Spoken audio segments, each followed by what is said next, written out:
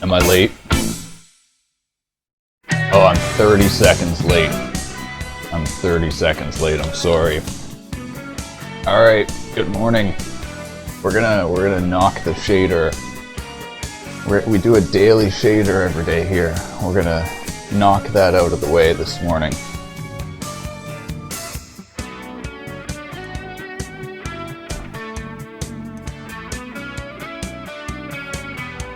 So I'm just gonna open up my shader viewer. Also the audio visualizer. I actually think the music was a bit too loud yesterday. We're gonna make sure that's good. Alright, so yesterday's shader was this, Devious. Oh god, it's very expensive shader. It's actually lagging at this. I need to make the screen smaller.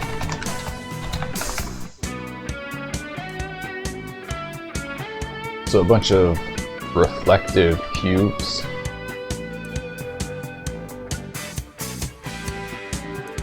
And this was actually the start of another shader I want to do that basically shows how materials are formed from microscopic structures like these cubes. If you zoom out, this will end up looking like a smooth material instead of perfectly reflective. So that's basically what I'm going to show, is how different sections, it's going to be, most of the shader is actually just going to be making like camera paths that go from one section of this to another. It should be pretty interesting. Hold on though, I'm just going to open the shader again so it's not, when it has the audio initialized, it has a little bit of overhead. So I'm just going to restart it so that's not running as well. Alright, let's get started. I'm just going to clone the one from yesterday. So I was going to call this materialization. think. We might name it something else, we'll see.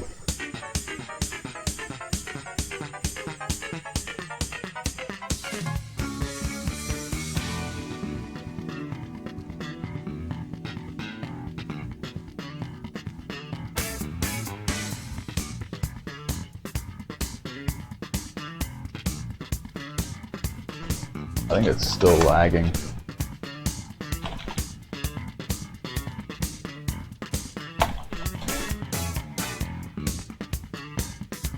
Alright, well here is our shader. Here's the geometry.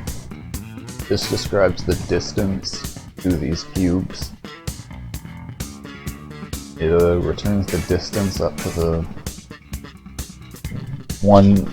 the first nearest cube within a 3x3 section of blocks, centered at the position that you're sampling at. So it's not efficient, because you basically need to sample multiple cube positions. The actual most efficient way to do this would be to do actual voxel ray tracing. But one of the cool things that I can do with this is it's not just voxels. You can do more than voxels. Let me show you right here. So by just changing this function a little bit, you change this from a cube function to a sphere function, and now you've got spheres. Bada boom, bada bing. And yeah, it is wonderful. So I think this might actually be better because it lets a little bit of light through. You can do much more dense things like this.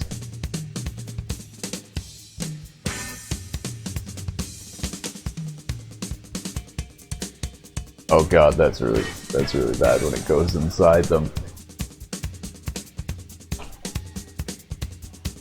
Yeah, that's the wonderful thing about doing this with distance functions, is you're not just limited to cubes.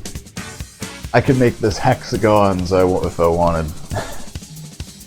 But I actually think I am going to stay with cubes, because I do have an issue with the light leaking through, and I do want I want there to be a perfectly flat one that does behave like a mirror, and you need it to be a cube to do that. So I'm going to keep it like that. Anyways, yeah, I do think the cubes look cooler in a way as well. So hold on, I actually turned up the options for doing oh my god, no wonder it's rendering. No wonder it was going so slow. I turned up the options to do a wallpaper shot.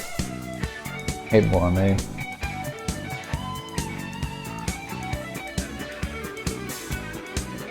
How are you doing?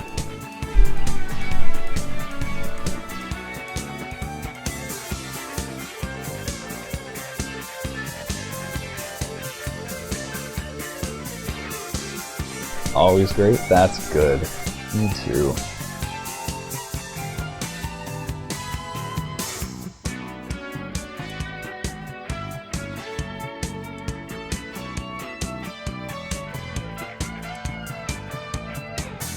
Yeah, so I was doing this yesterday.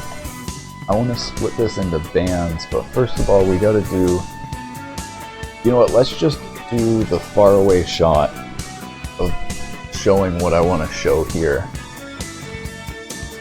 Instead of rotating the camera around, doing all this stuff, we're just gonna put the camera up in the air, 100 units up, pointed downward.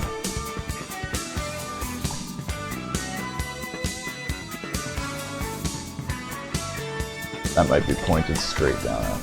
Yeah, or sorry, straight up. Yeah, so flip this around. TCP is unsafe anymore, know why? No, but I'm pretty sure it already was unsafe because it only uses like a 16-bit hash for verifying messages, doesn't it?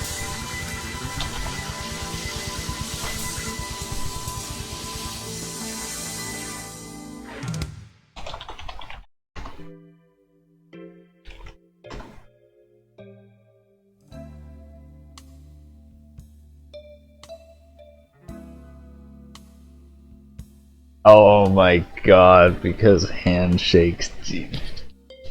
Kappa. I should have. I was wondering what the kappa was there. Oh man. Can't put my other headphone. I keep resisting putting my other headphone in because I need to listen for the door. Hold on, I actually want to see TCP hash verification vulnerability.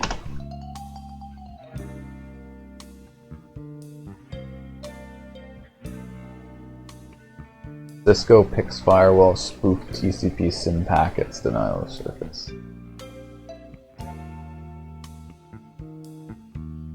I'm pretty sure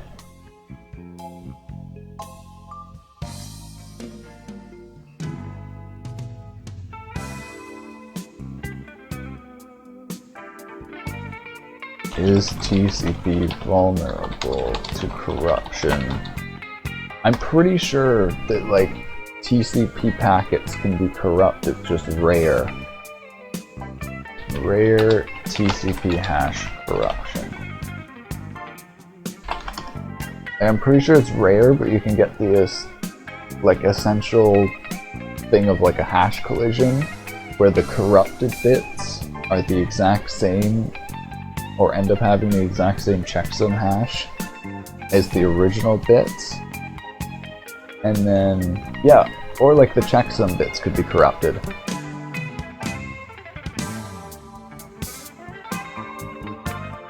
It's very unlikely to match. So that's the whole thing. It should be...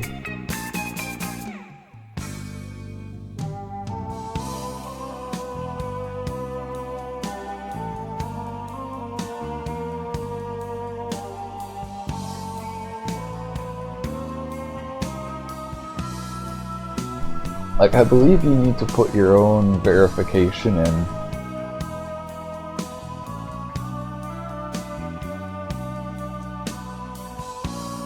TCP, what if checksum collision?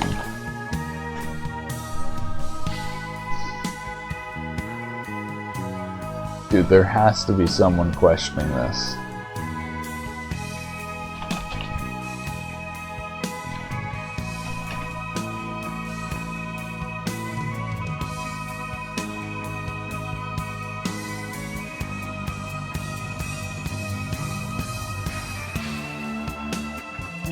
TCP checksum escapes. Is this what it's called? Checksum escapes? Error recovery mechanisms focus on general deficiency of the TCP checksum. It appears the ISCI error recovery should really be based on the overall profile of TCP checksum escapes or networks that will vary. So this is called TCP or TCP checksum escapes. And let's try Google instead. This is something I'm actually super interested in. Because this is something that I feel like a lot of people just ignore.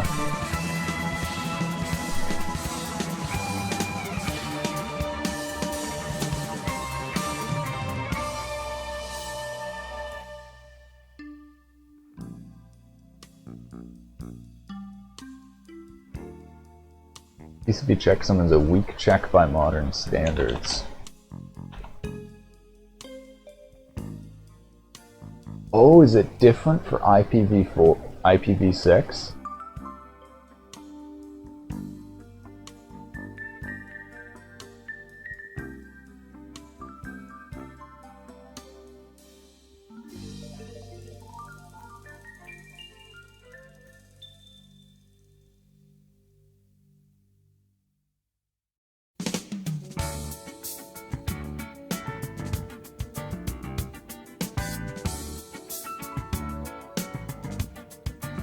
Error rate in TCP checksum.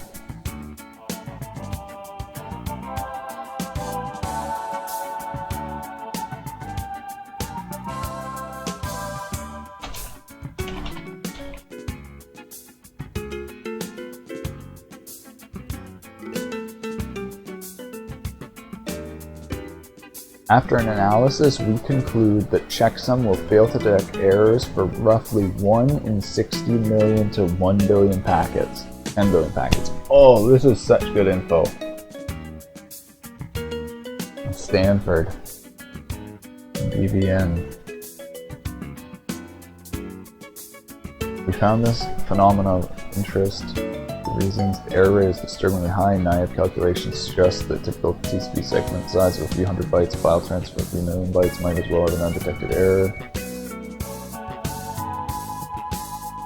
Understanding why these errors occur could have a major impact on the reliability of internet data transfer. Secondly, suggest there's a long-running debate in the network community just how valuable TCP checksum is, while practitioners have long agreed anecdotal evidence. A few studies have been done studying these errors. There's a good chance. I think this is why like a whole bunch of browsers... Wait, does HTTP verify with hashes?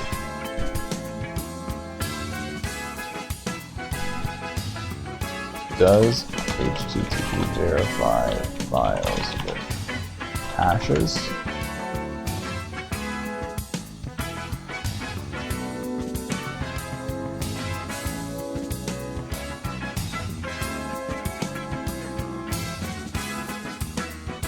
Wait.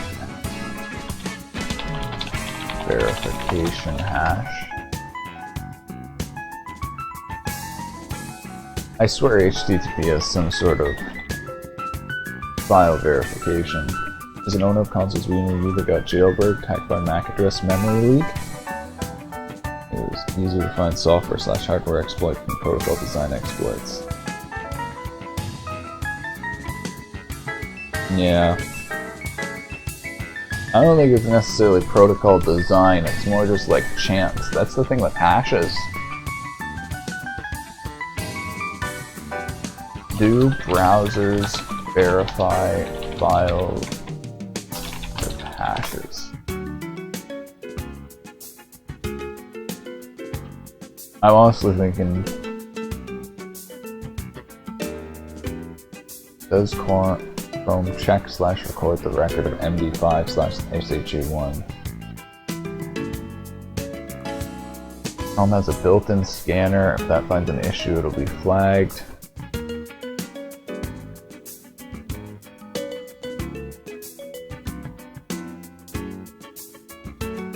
SSL provides data integrity by calculating a message digest. Okay, so HTTPS does.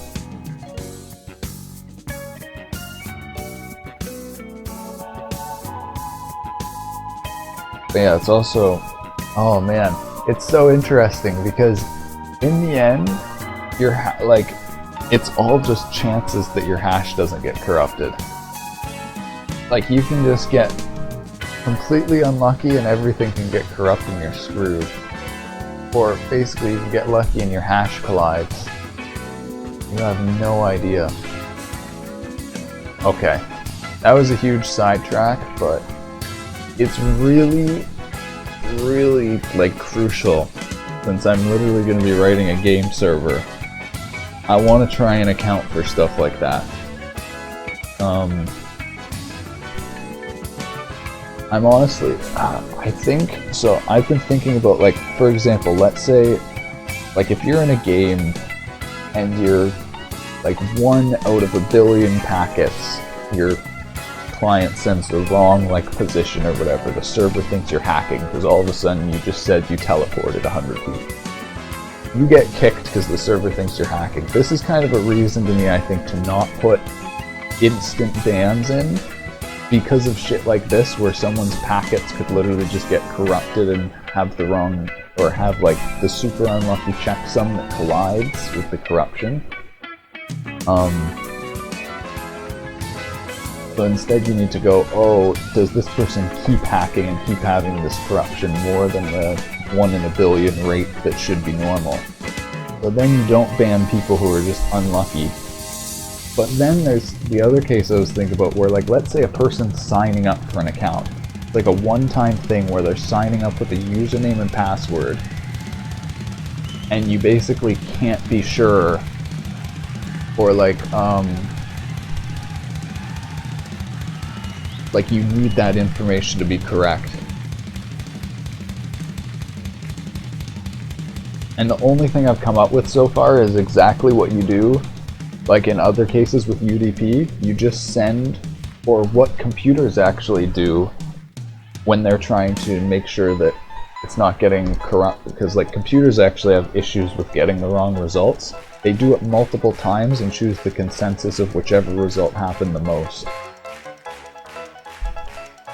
And this like is especially a problem with like, I believe, processors and satellites in space and things where they have way more radiation hitting them.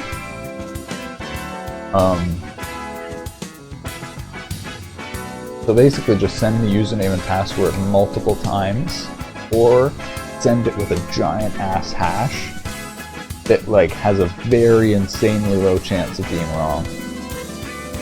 And then, oh yeah, then it's like still though, it's still just a chance that the checks slow down real-time game experience, computers way too slow to have any complex logic. Yeah, that's why I'm saying like it's not realistic to expect to send the same information like 10 times for a real-time game to ensure it's not corrupted. That's why I said you're just gonna deal with sending the corruption and you're gonna kick the player because it doesn't know if that's corruption or hacking, but you need to account for that. It's just something that like, if you're not aware that TCP does have corruption, you could just be banning these few players that get unlucky and have corrupted packets when they're just literally unlucky. And then at the same time, you could like, the other side of that is you could let a bunch of hackers and everyone just free to modify packets because you think they're just having tons of packet corruption. Like, it's definitely like kind of it's a lot like other hacking. It's a game of cat and mouse. Alright, there's the view from above.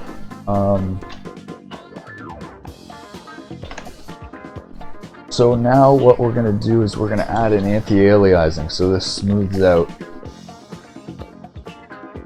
128-bit hash can be hacked in 2010 plus in a few minutes. It depends what kind of 128-bit hash. And by hacking, I think you mean like brute force, like found out, like if it's a password hash. That's something we're going to do on stream in one of the next few weeks. We're going to crack SHA hash.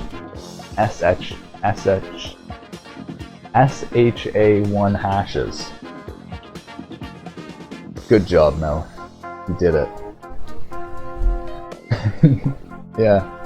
So then, what I'm gonna try to do is I'm gonna my random number generator is a Markov chain that, like, I did these streams like a year ago plus now, I think, where I did a bunch of random number generator work, working on my own Markov chain random number generator. Supports any size of seeds, and we did all the tests to make sure the distribution is uniform, to make sure that it doesn't end up repeating and getting stuck at specific seeds or things. And basically that is the core of a password hashing algorithm, is you make the seed 128 bits and you repeat the password or you repeat the random number generation 1,000,000 times, so it takes like an actual good amount of time to process, and boom. And it's a because it's a CPU based algorithm, it requires calculating each one after another. It's hard to parallelize. It basically requires, like, if you make, so here's the thing. The huge thing right now is cracking SHA1, MD5, those older passwords with GPUs, where the password hashing is so simple, you can actually put, like, you could put each fragment as a password, and each fragment here calculates a, does like the SHA1 hash and compares it to a password, and then you could basically compute like millions or billions of SHA1, or actually hundreds of millions of SHA1 or MD5 hashes each like frame, like each second, more than each second, or less than. But the huge thing is that gets limited. Like, now you can't do that with SHA-256 because the algorithm takes up too much memory. or it severely limits the GPU, and SHA-215 is even worse. And Blowfish I actually think is combined with SHA-512 now in the modern cryptographic service. I don't know why Bcrypt and them haven't made Argon the standard. I've been looking at that, and if Argon is so good, then why hasn't it been like implemented in all the password encryption libraries? Since it's just like open source, available for the header, I don't know what is. It seems like perfect. One of the things that I believe in though is I believe that if you tell people what password encryption you're using on your website, or you use one of the things like Bcrypt that actually includes in the password hash a little string or a version code that actually says what hash was used, it helps the hackers so much because right away they know exactly what hash they're looking to solve. Whereas if you, for example, implement your own and it is proper, the hackers are going to have no fucking idea. Or if you implement something like Argon, for example, which has literally billions of possible options, the hackers need to know what possible option you're using, or they have to try the billions of options when they're brute forcing the passwords. So one of the key things now with like modern password encryption programs like Argon is having like the encryption function itself being so dynamic that you can just change it with options. So many options that it's almost like another salt itself or pepper. Neighbor Wi-Fi, open source OBS, Linux OS, programming stream on Twitch. Oh my god, what? That's not me. Dude, I used, you know what I used before OBS? My first live stream was on Xfire, like 15 years ago. I don't know if anyone remembers Xfire. Streaming World of Warcraft rating. That is old school, man. I got more viewers than I did now. I had like 15 viewers. Most of corporations' websites do not use any encryption passwords. Do not tell me about, man, most corporations' websites, they get some fucking cheap freelance programmer like me to do it. I'm not even kidding. They get the cheapest option. You get what you pay for, man. Anyways, yeah, we're gonna do a whole password encryption stream and all that stuff. Dude, speaking of neighbor Wi-Fi, I'm not on a laptop anymore. Our Wi-Fi has literally gone from like 5 bars to 2 bars. One of our neighbors got a router that, I don't know if it's like a fucking 1 megahertz or something. Everywhere around our property, we get 5 bars of our neighbor's Wi-Fi. Like everywhere down the street, we get 5 bars of our neighbor's Wi-Fi, and our Wi-Fi is now like 2 bars. I honestly don't know. 5 gigahertz Wi-Fi, we have 5 gigahertz. 5 gigahertz doesn't go that far. That's the issue with 5 gigahertz. It doesn't go far. The 2.4 gigahertz is what goes super far, but we think they just have a super powerful transmitter or something. I don't know though. I don't know. It's crazy to me though that like all of a sudden the Wi-Fi just sucks. And it's like nothing you can really do about it. Like I guess we could buy a more powerful transmitter too. It's I don't know. Alright, let's do the first thing we need to do for this.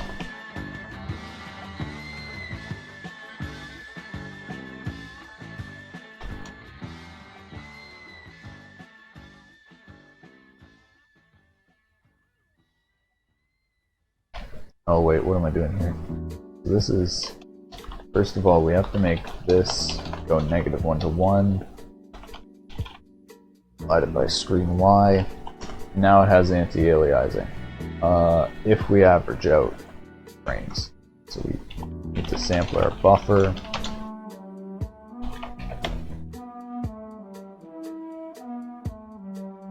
And then we mix the buffer here with the next sample.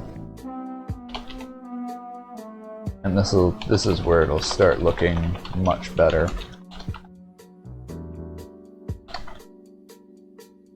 I might have to apply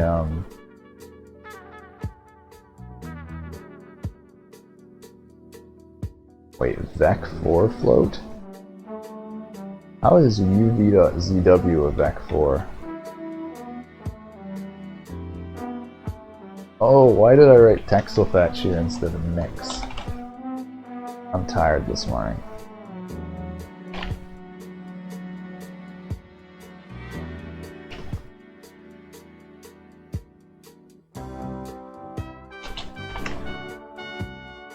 Okay, here we go. Yeah, I think I'm gonna want to do gamma correct on this, but I'm not sure. Here, I'll try doing gamma correct.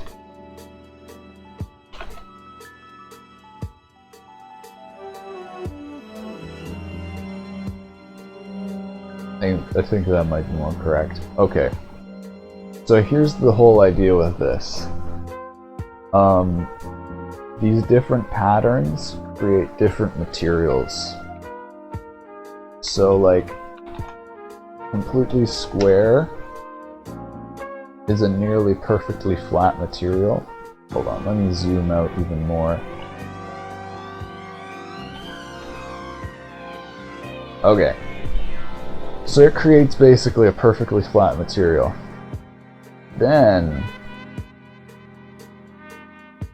if you have like half the blocks are there, it creates like a rougher material. The whole idea is showing how roughness comes. Oh my god, why is it lagging? Oh god. Oh, it's because I put it at 60 FPS. I should probably change the options of this.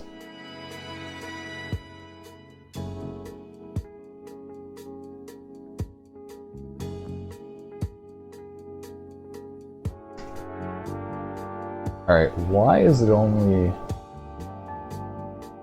not rendering past there?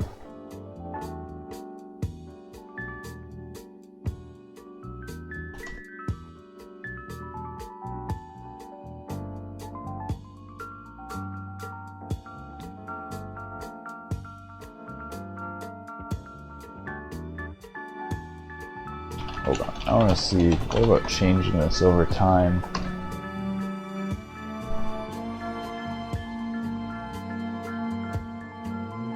Oh god, it starts lagging like crazy.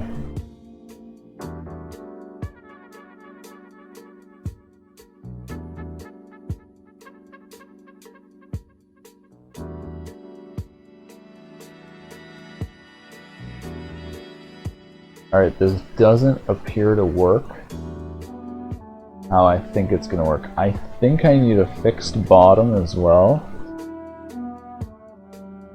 where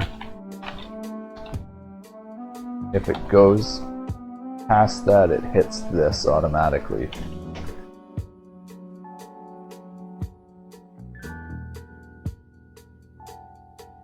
This way it never hits anything. Or at least it should.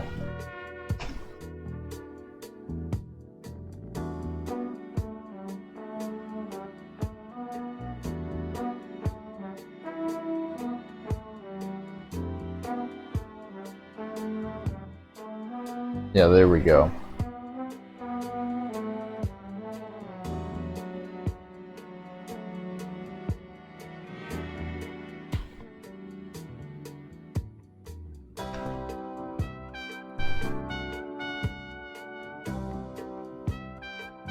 Oh no, this is actually too much, I think.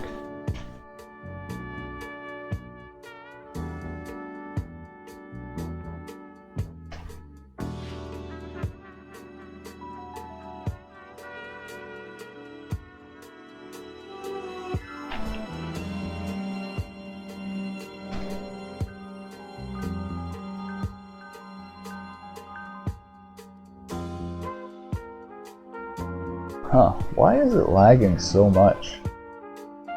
Only 50 iterations.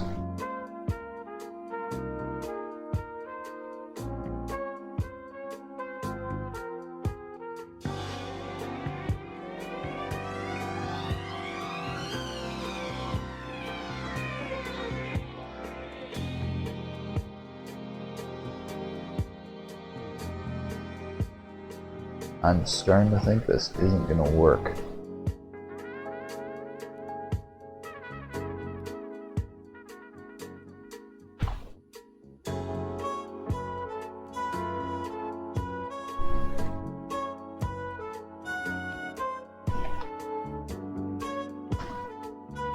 Like, I think I'm actually gonna need to do proper frame averaging for this.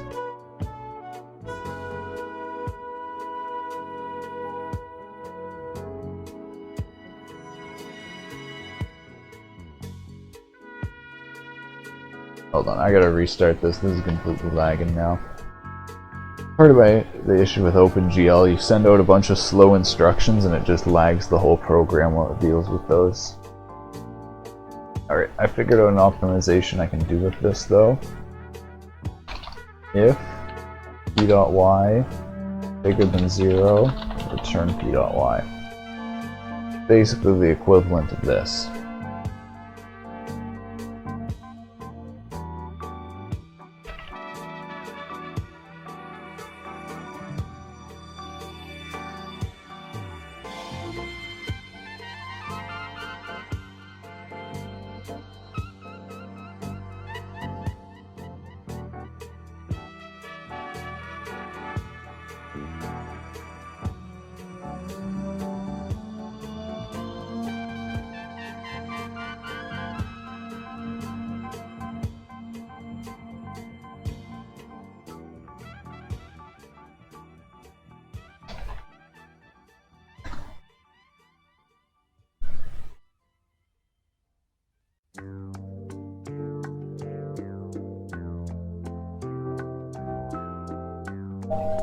Hold on.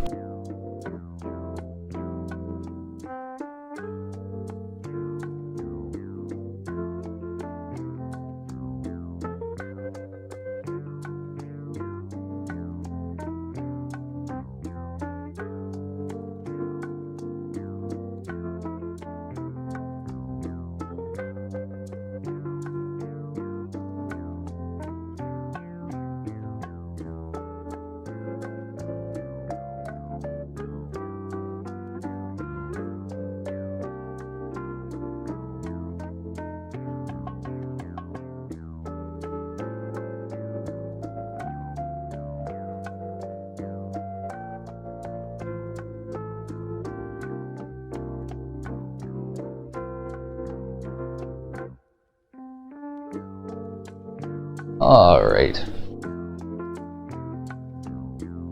So, interesting enough, this is kind of working, but it's not really giving me the effect I'm looking for.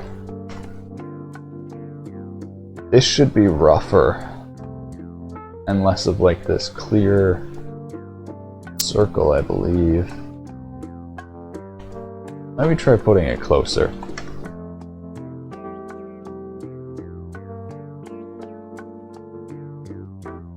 What if I actually try putting it close like this, but then doing a giant field of view?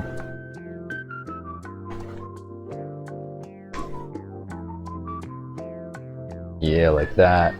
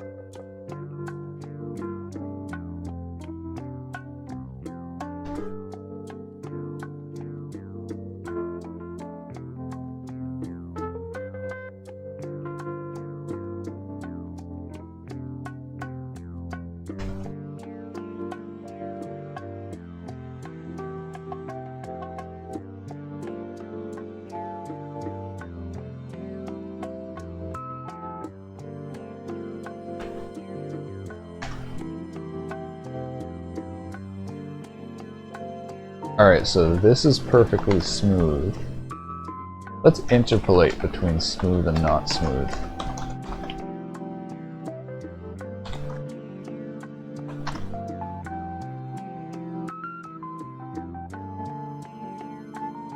So that's reflection, that's smooth.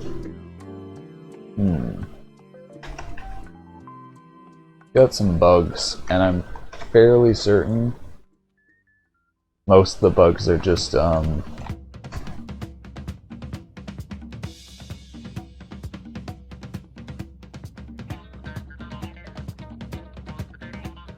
ray not having enough iterations here.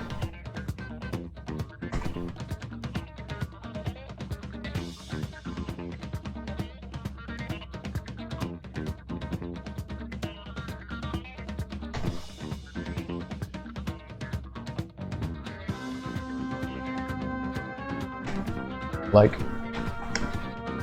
why is it in a strip here? That's what I'm trying to figure out. Is that something with my hash function here? It must be. Yeah, so there must be something wrong with my hash function.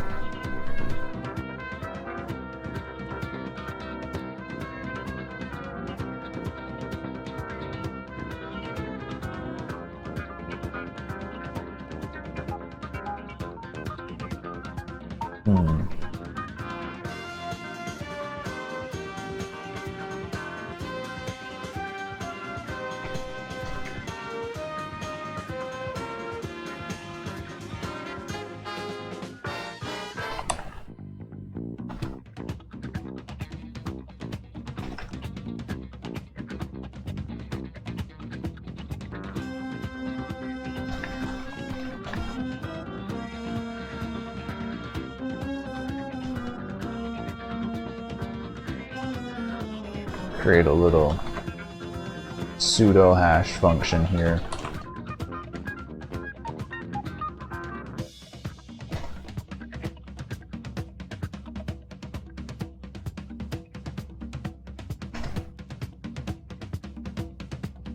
Oh, there we go.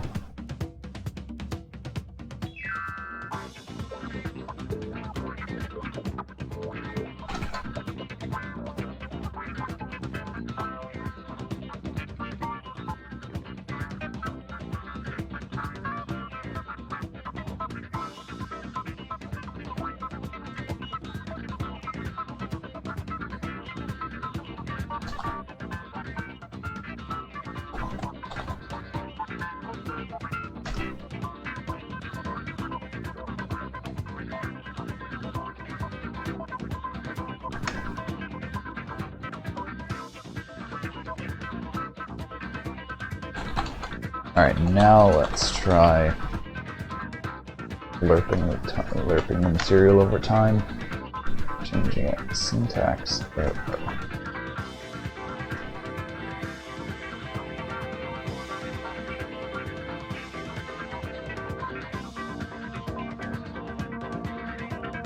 So that's completely smooth. That's rough.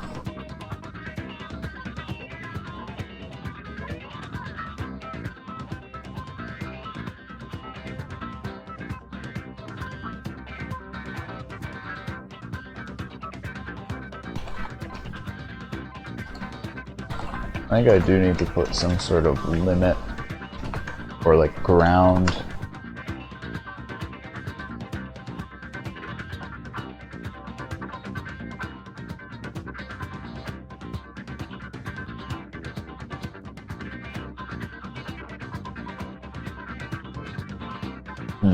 Okay, let me try this with spheres now. So I'm going to change this to a triangle wave. Or wait, no, I'm too lazy, so I'm just gonna change this to fract.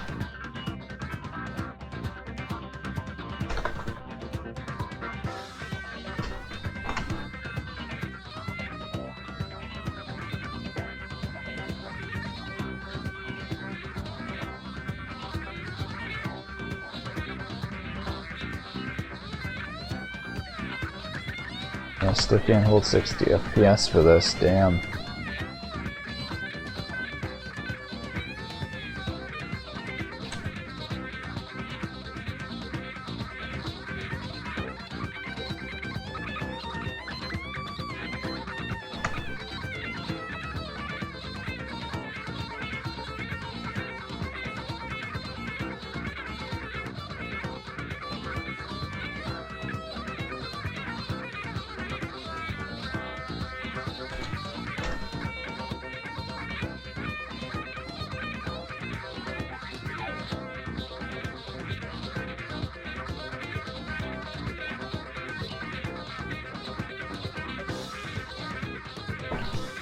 I need to add some sort of check here so that it doesn't. I think there's something I can do to make this if C smaller than 0.1 break.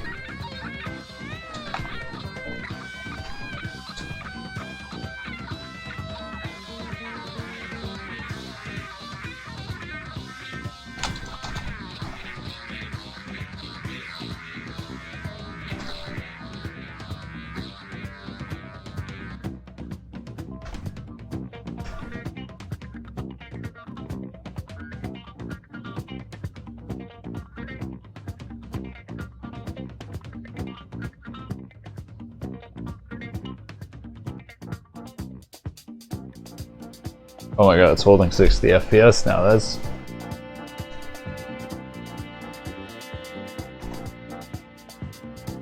Oh, never mind, it's lagging. Yeah, I don't think I'm gonna get around the fact that it's bouncing around array a giant number of times.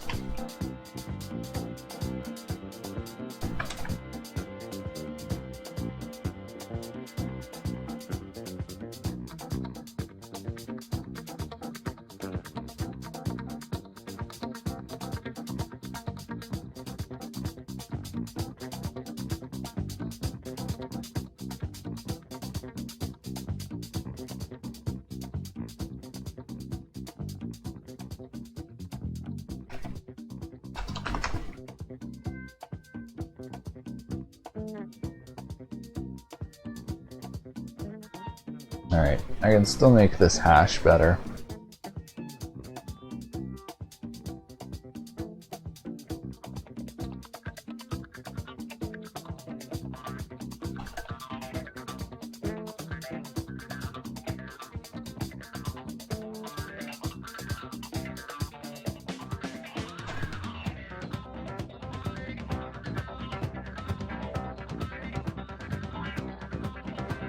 It's still lagging even at 30.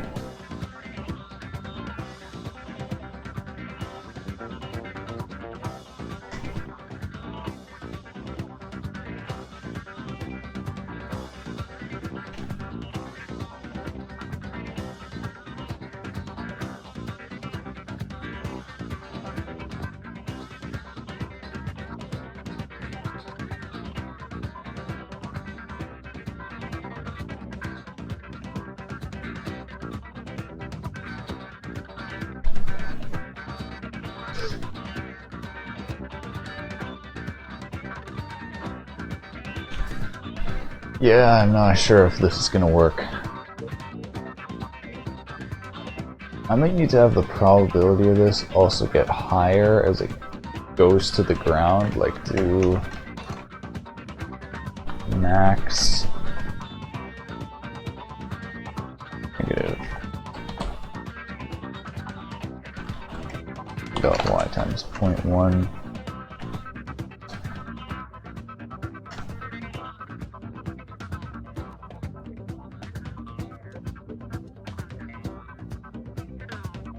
Now it should not need this, it should naturally go down to a smooth surface.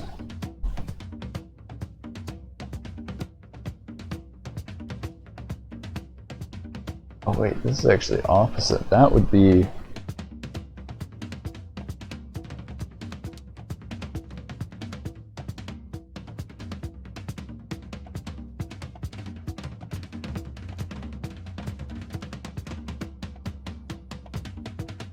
Oh, this should be min.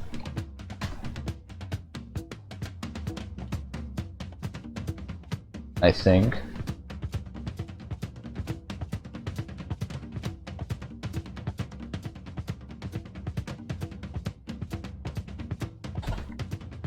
Let me think about this.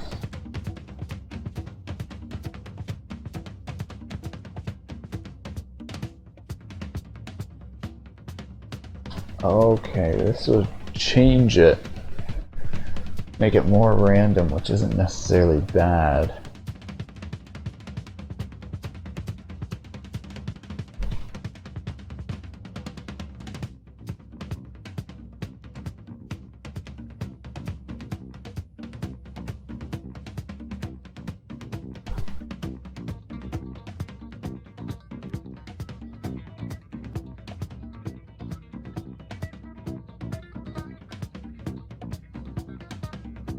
Oh wait, oh yeah, it is supposed to be max, but this is supposed to go 1 minus like that.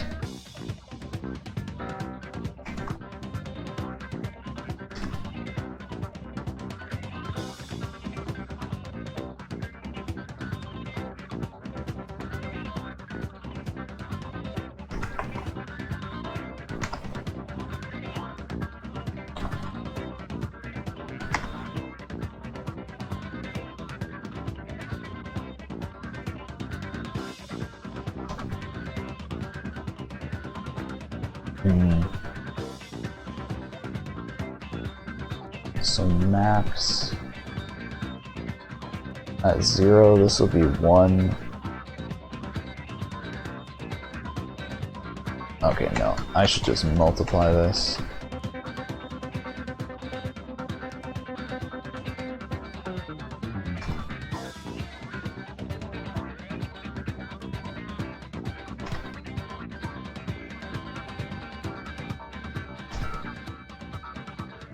Yeah, there we go. Let me see. This should go down to 0 at 10. Need to make this max 0. And it should become a smooth surface.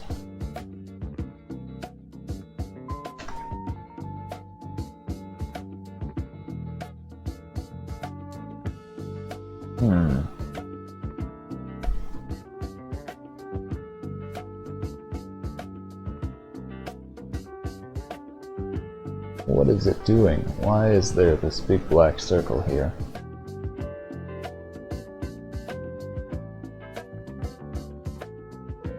So it goes negative, so 1 should go down to 0. And then if it's 0, then h should basically always be bigger than it. Unless it's equal to, okay, try that. Yeah, that's not it. Maybe it's the normal right here.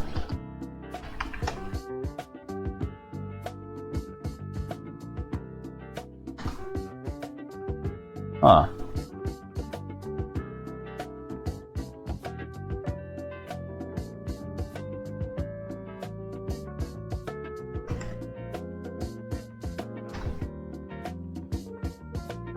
Alright, let's try changing it. So it starts out smooth, gets more and more rough, so this should get less bright and this area itself should get brighter.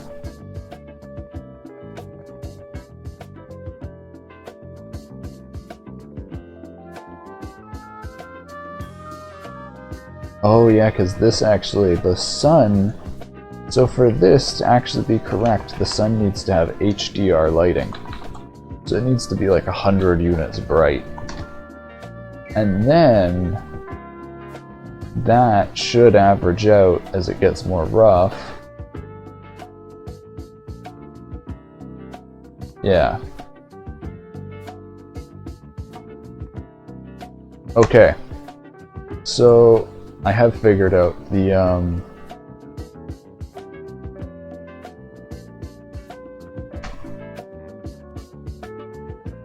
squares aren't going to work, because as you can see right here, this is the only place the light's actually reflecting. So let's try spheres, like we did before.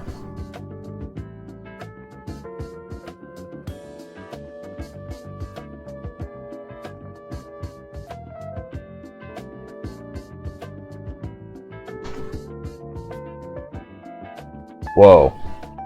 Hold on a second. Oh my god, okay.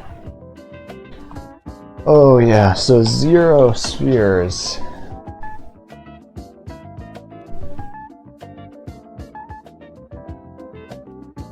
So that's 0 spheres. Or sorry, that is a completely flat grid of spheres. And so the whole thing is, there's a whole bunch of tiny little grooves in them that the light bounces off and ends up hitting the sun. So spheres are actually more like the hard surface.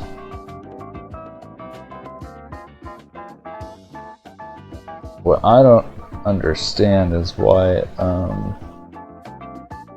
has this actual, or it actually is super cool how it has this pattern where it actually is away from the sun, breaks into the actual smooth reflections there.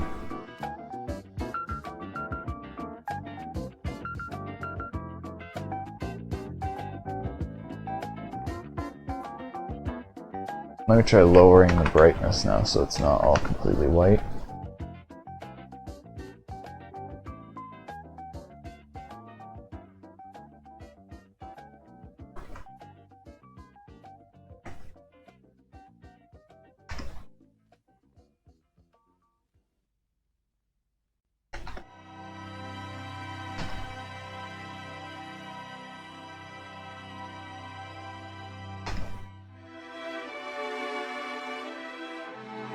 Oh, it's actually smooth. Nice. Let me try with an actual high epsilon. I don't think it'll be slow, but...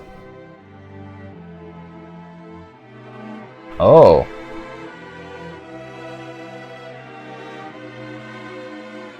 Actually somewhat correct. Okay, I have an idea. We can combine the cubes and spheres. We can actually make the cube sphere-like.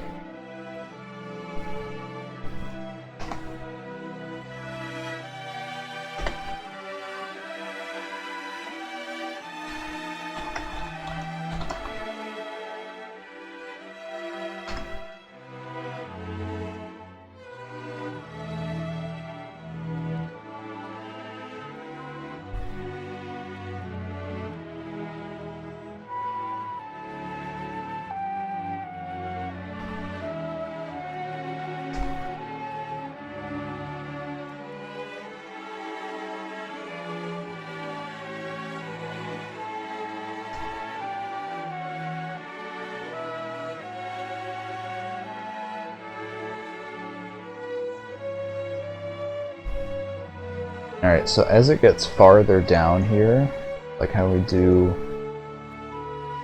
1 plus FPY,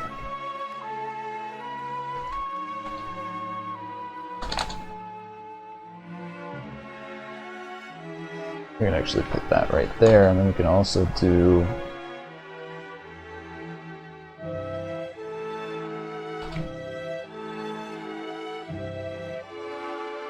YP as a separate variable like this. And then YP can actually be the size of the cube or sphere. I don't know, I guess it'll be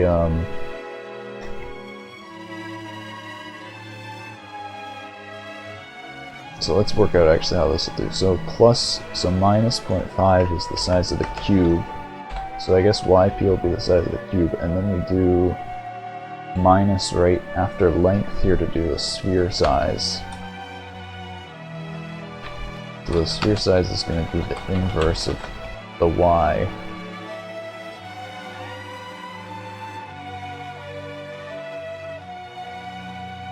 Oh yeah, also, actually it's going to go to 0.5, so YP times 0.5 and then 0.5 minus YP, so now they should interpolate to spheres at the bottom.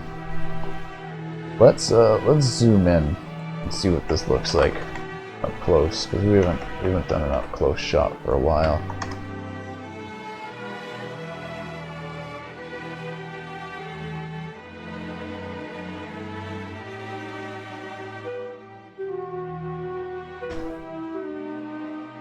There is nothing there. Hold on.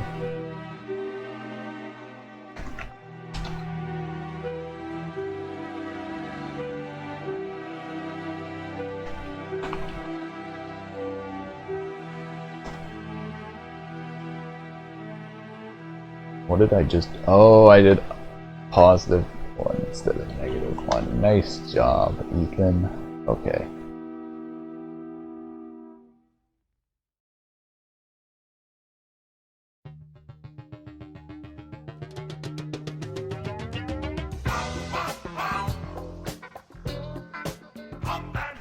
I don't know why it's not displaying now.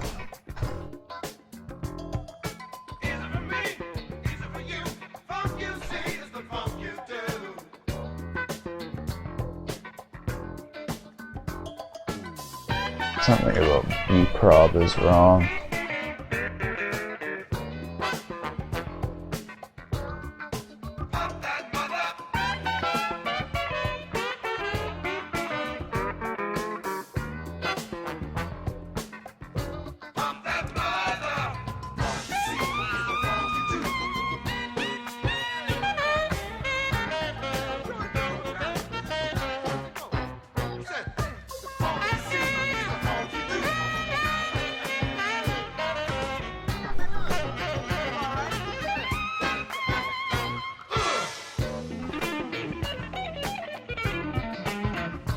Wait, there we go.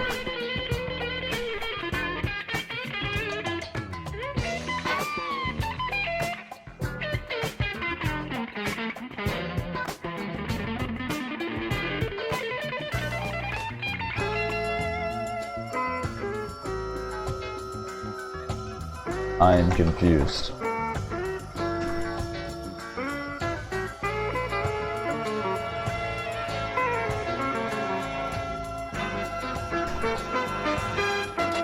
Why is it like a single layer of blocks?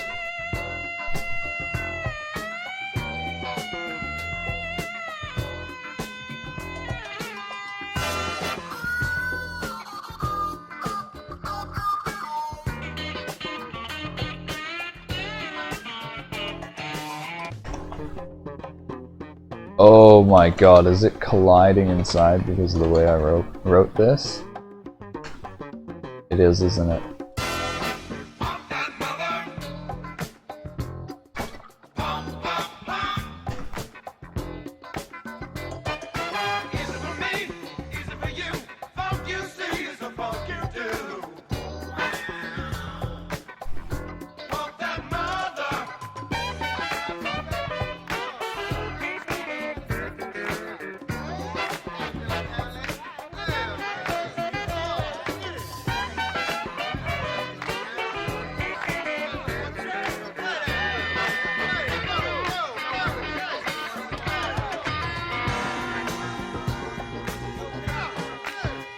I think it's because I removed the shading.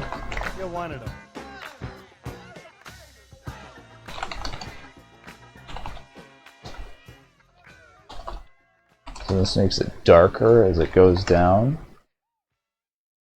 Yeah, I think that was it.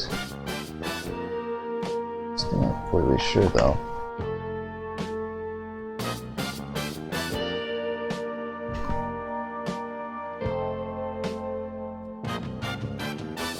Yeah, I feel like there's something majorly wrong with this.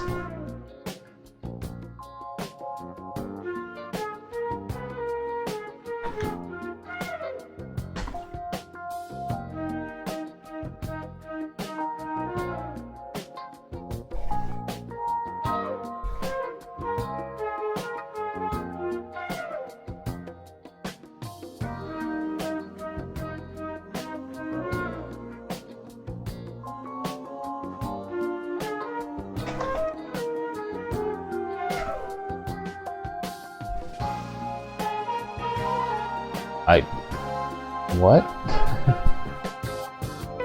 Hold on, what is that? Why?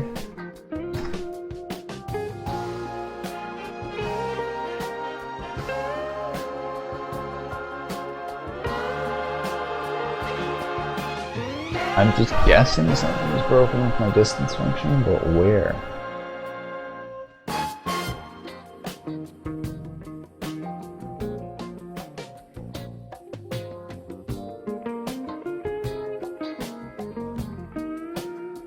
Max, p.y, everything's basically the same.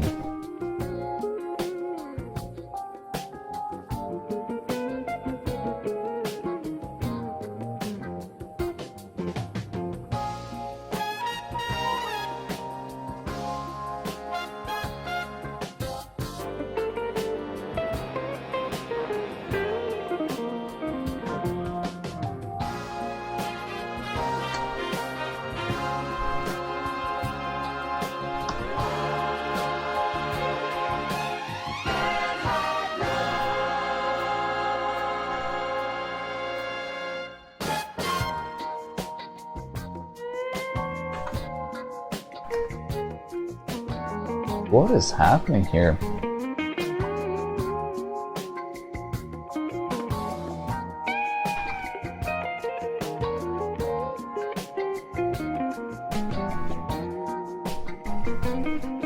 Did I break something about the distance function or what? Like,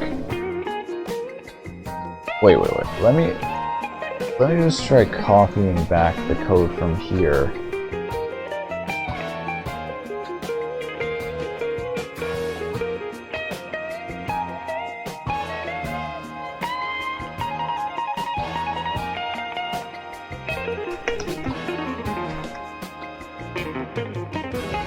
It might not even be this. No! Yeah, so that works. Is it the fract function right here? I think it is.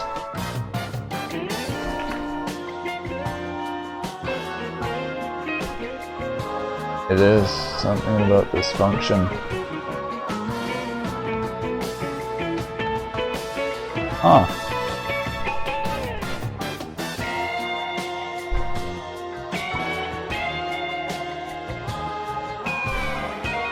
Well, oh my god, I was supposed to do FP plus XYZ. Oh my god. Well, I'm just gonna go with this.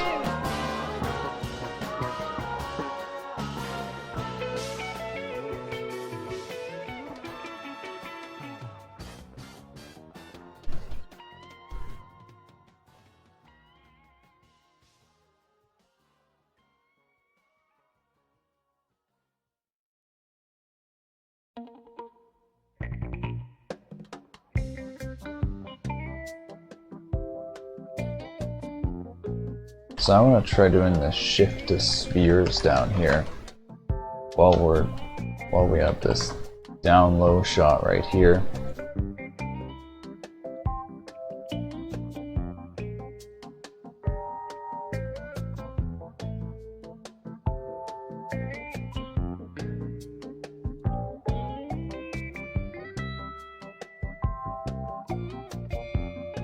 And we are going to blend the pixels together for some anti-aliasing.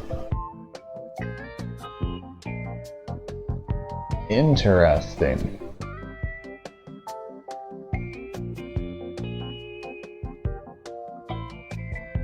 Oh, this is because it's not shifting, it's turning to 0.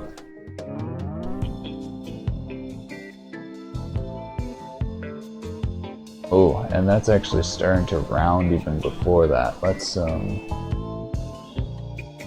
that a little bit.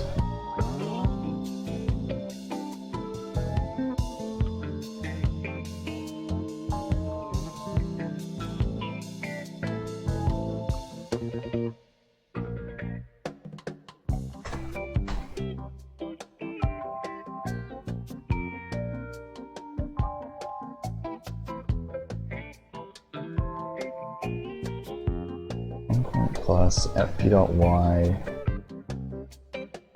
How can I make it shifted a little bit more downward? Maybe doing 0.9? That made it worse.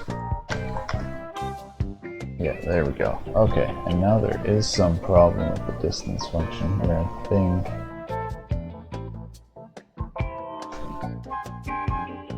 Wait, does that just go above 0? Maybe I just need to clamp this.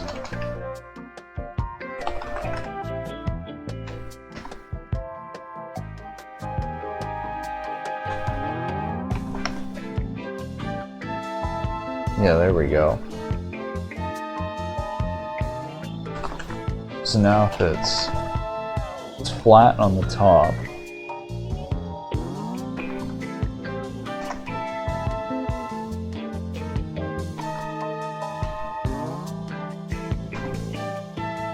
oh man, this, I might just do a shader like this.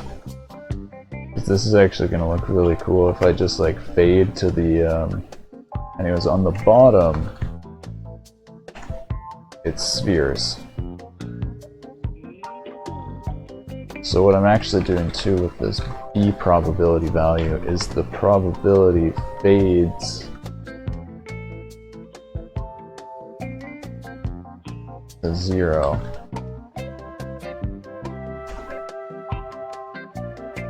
But even on the bottom here, oh god, it's lagging. So I was looking there, is there anything wrong with those spheres, or?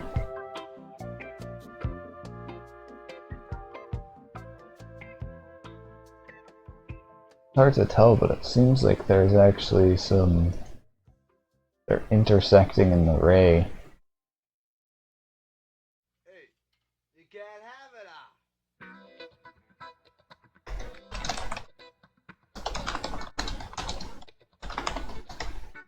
I'm gonna try something.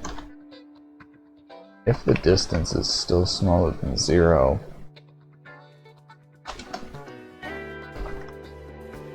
just break.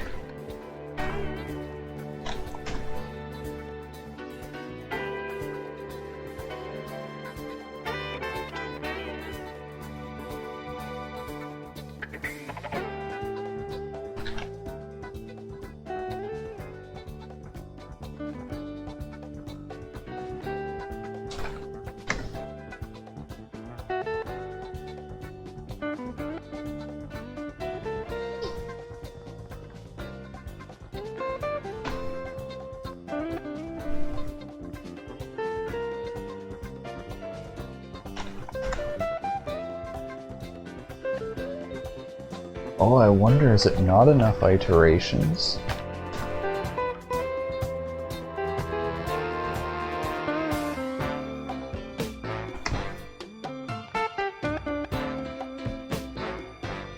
I'm not sure if that's the proper pattern. Let's zoom in.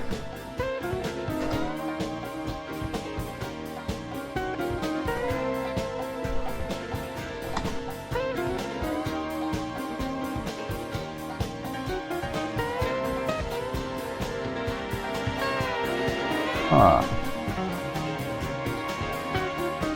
I think because this probability value is changing, these are messing up.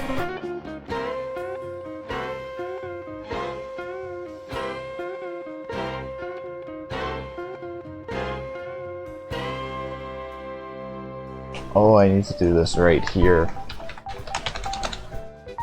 instead of up here.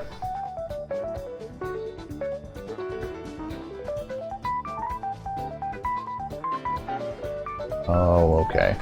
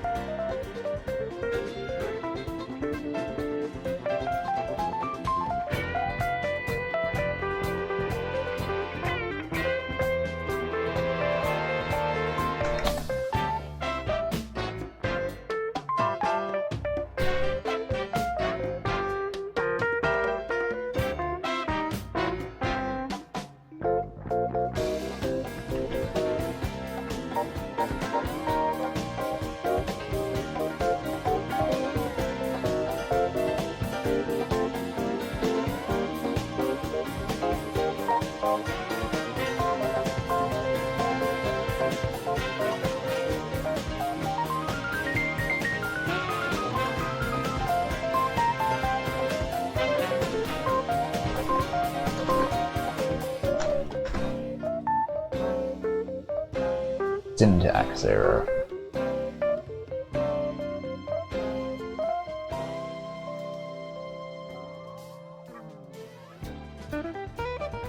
Uniform not allowed in local variable. Oh, I forgot.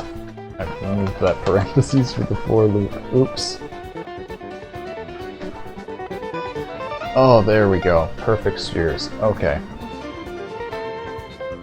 Alright.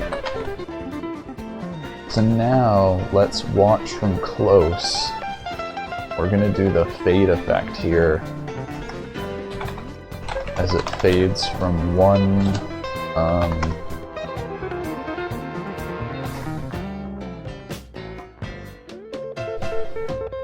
So it's gonna fade from full and completely clear to none and completely spheres. Oh.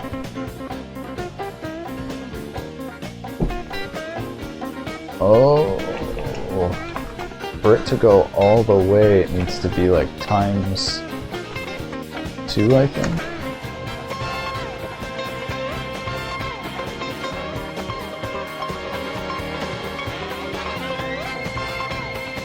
Yeah, look at that.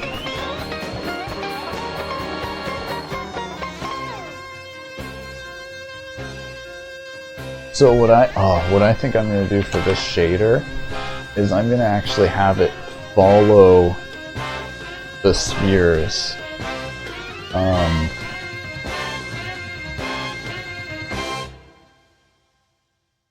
almost feel like I should do one just like this. Like just from this angle.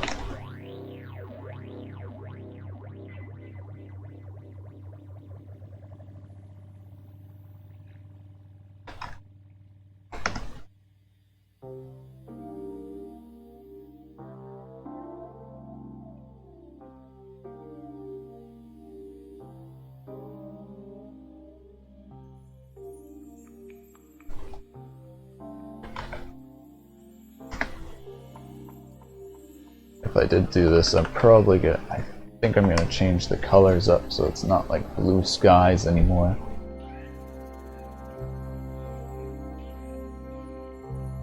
Honestly though, I'm pretty happy with just that.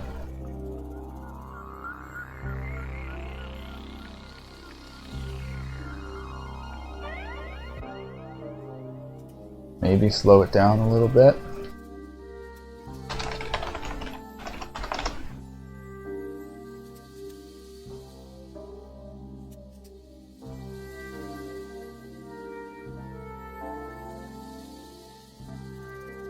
I don't know though, maybe we'll try, I think we might try actually moving the camera along.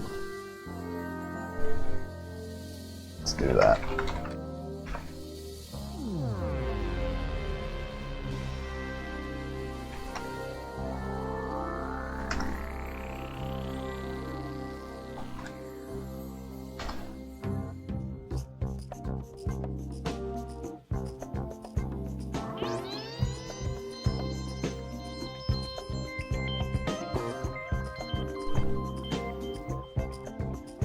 Yeah, so the thing is the motion, the anti-aliasing doesn't work as well. I don't think that's a big deal though.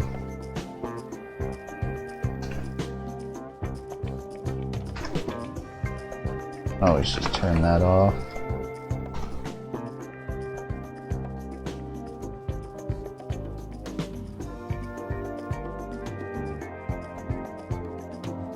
Yeah, I want to try doing this as an animation though.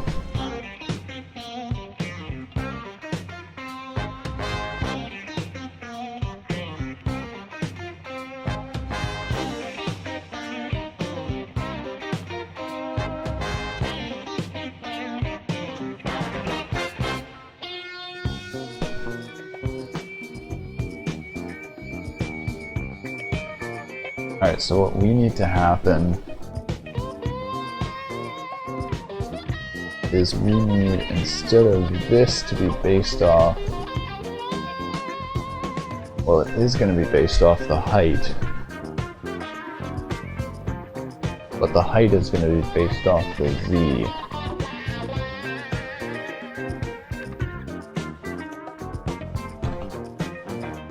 Maybe AP.Z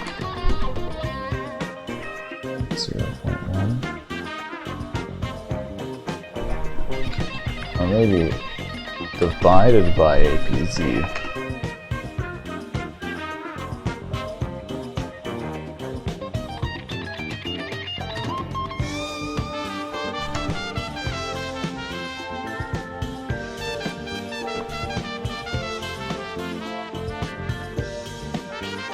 Oh yeah, this looks nice.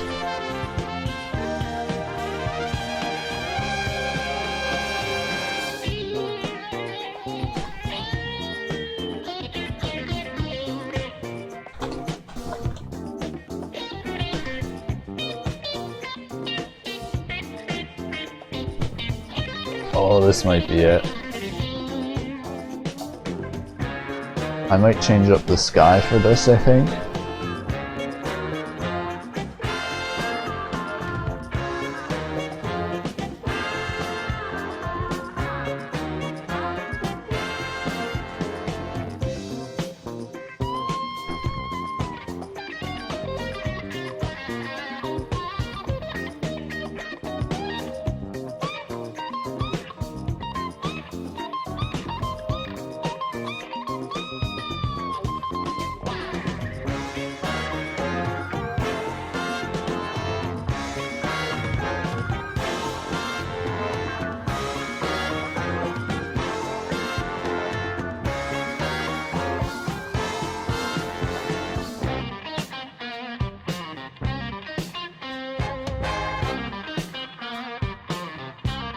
Yeah, I don't think this is quick enough.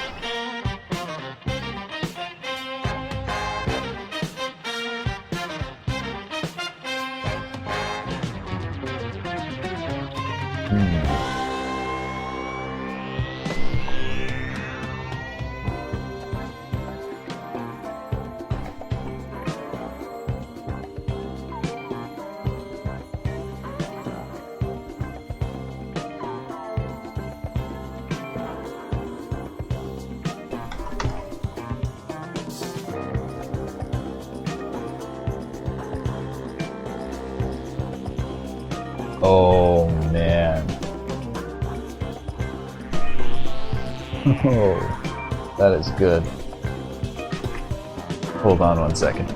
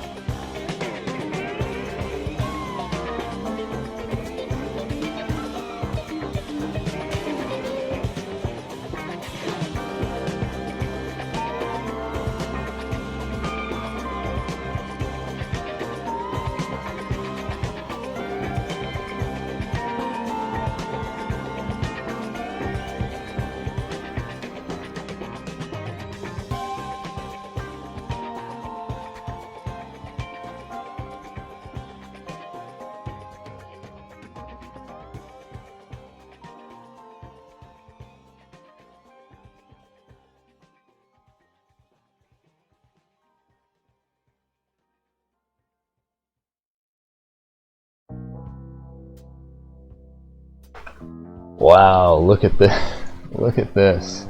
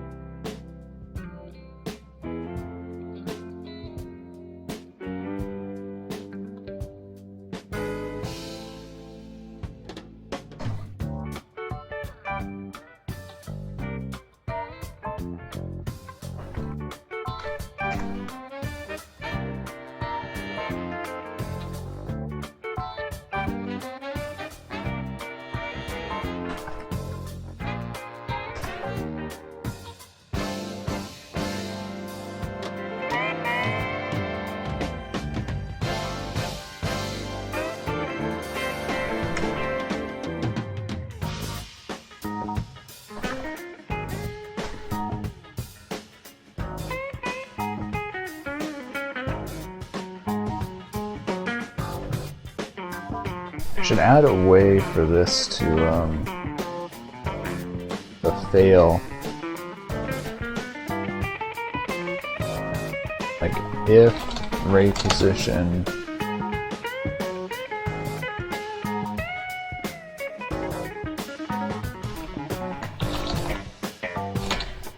y bigger than 0 and RDY bigger than 0.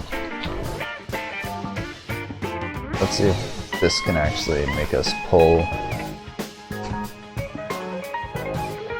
frame rate. Oh my god, I think that did it. Well, that made it a lot faster.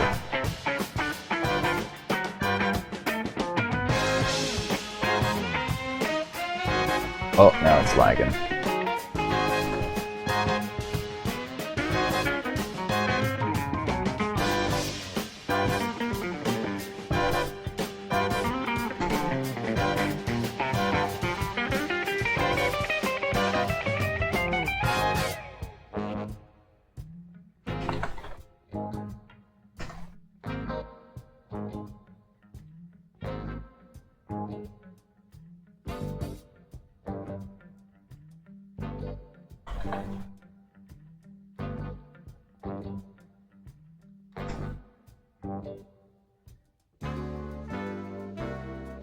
Yeah, I think the wide field of view is good.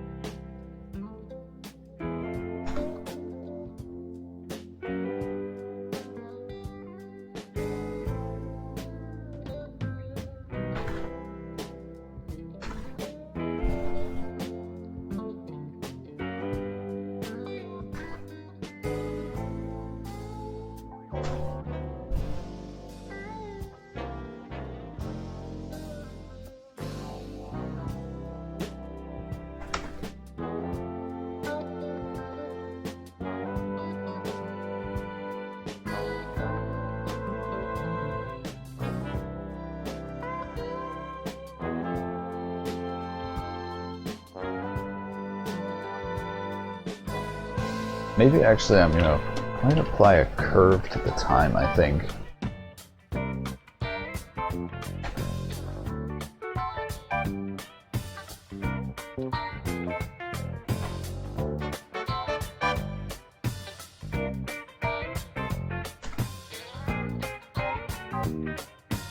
Whee! Yeah, no, that's too much.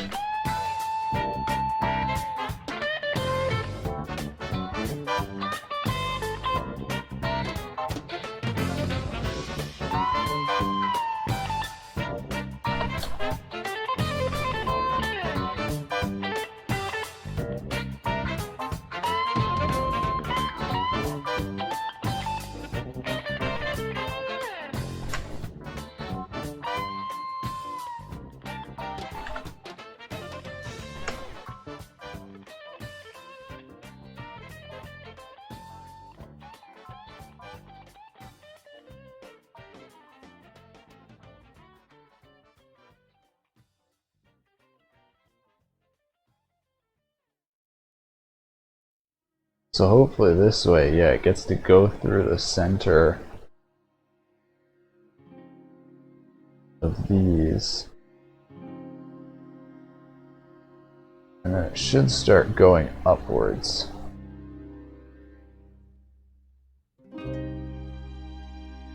Bit late there.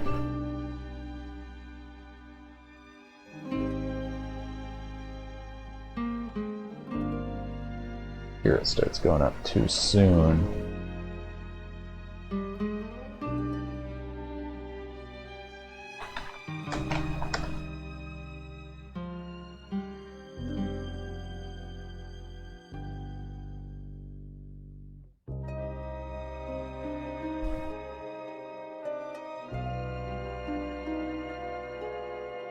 Yeah, I think I'm gonna make this like a sunset on this one.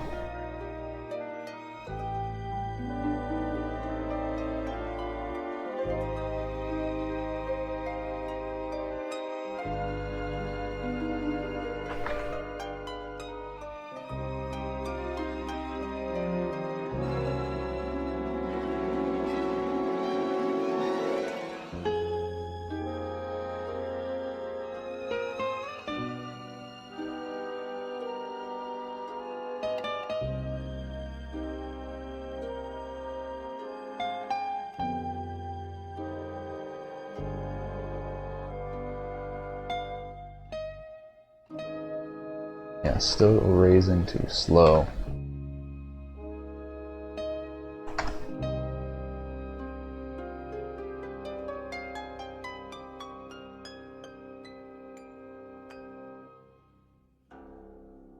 Oh, this doesn't look bad. It's raising a little bit here. Oh, it's gonna raise too fast. Gonna go up above.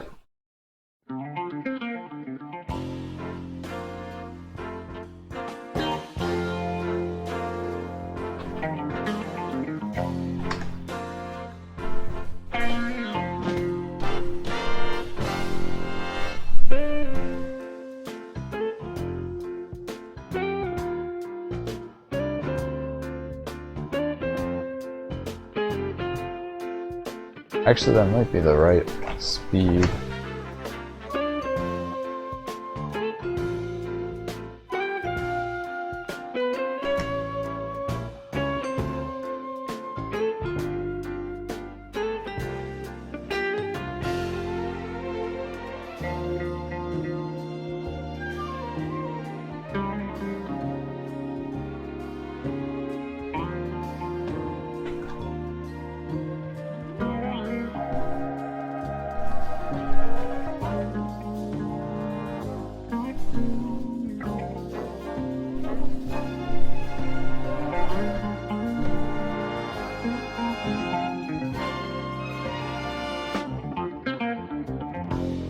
Boom. That's nice. Alright. Like that one. Now we're gonna change the sky. Be more dark. Have more contrast.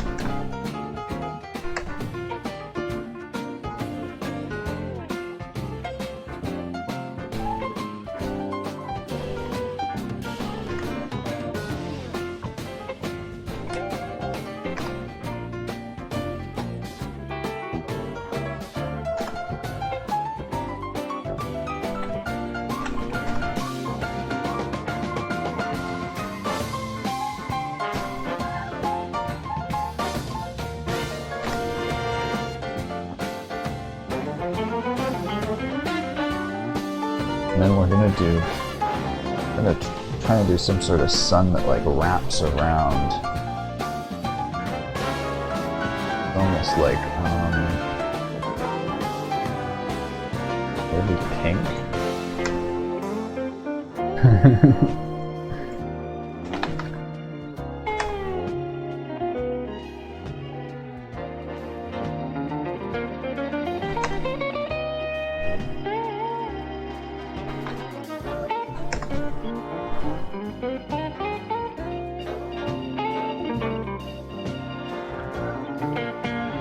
Not bad.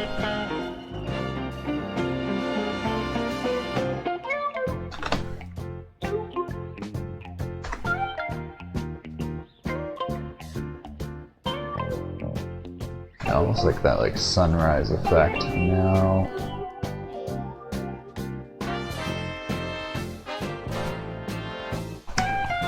yes, that is the size. So now if we do times RDY, yeah, we get that effect where it stretches around. Beautiful. Okay, that's what I'm going for.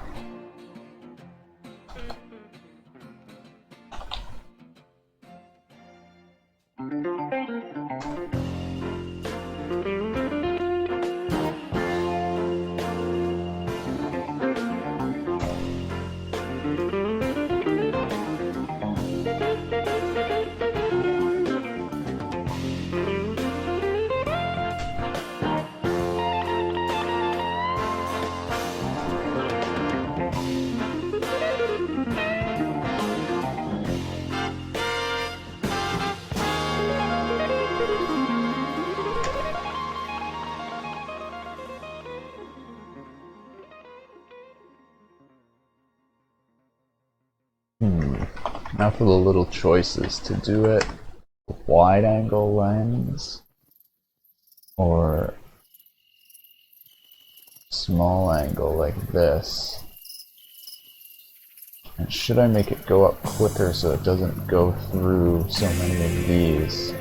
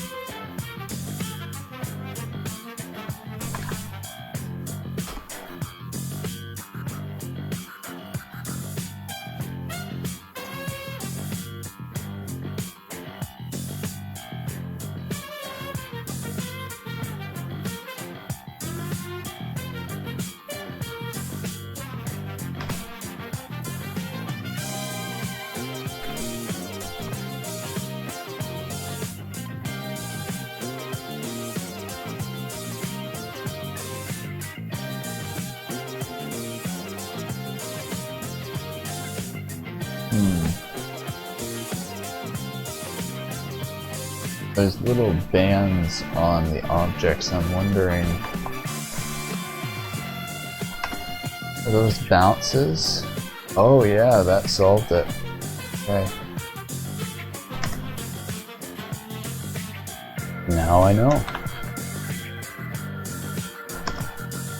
Yeah, I'm gonna try and get the camera route and not go through so many.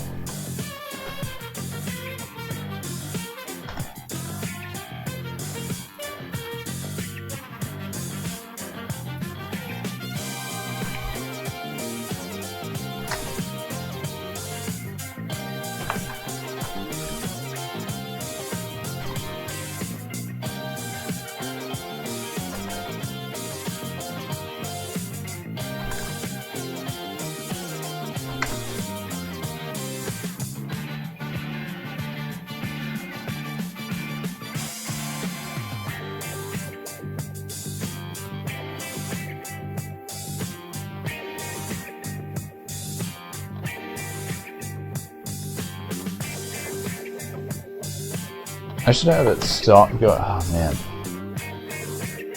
How can I have it not go through these?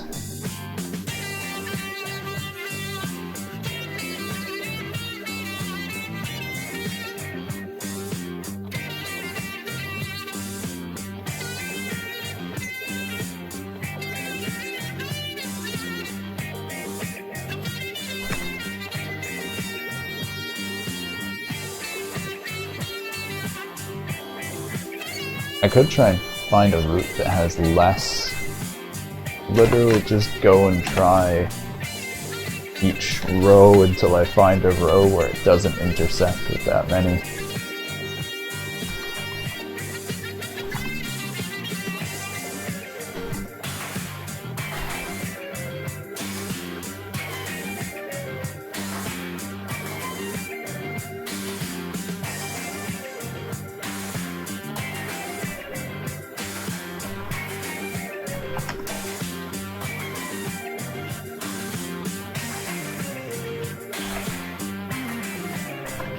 So I want this to happen in just under 20 seconds. So we're going to do times 0.06.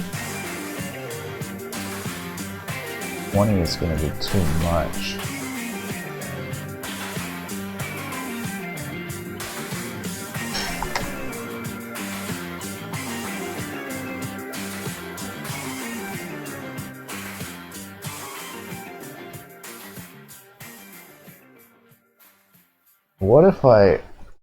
What if I wiggled the camera a little bit over to the side based off the geometry?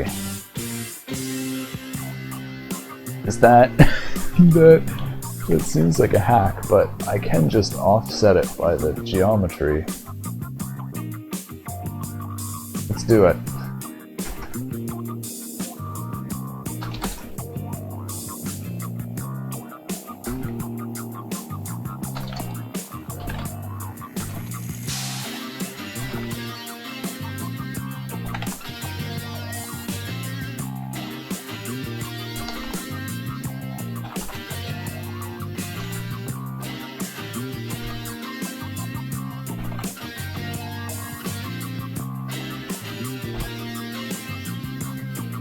normalize that, and then multiply it by the base distance again. So it only moves it by the distance. Oh, that... weird. Why is it black at the beginning?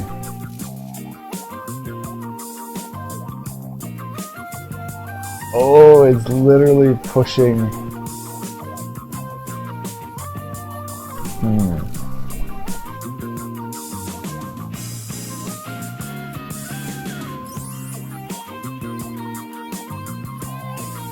What if I don't normalize it?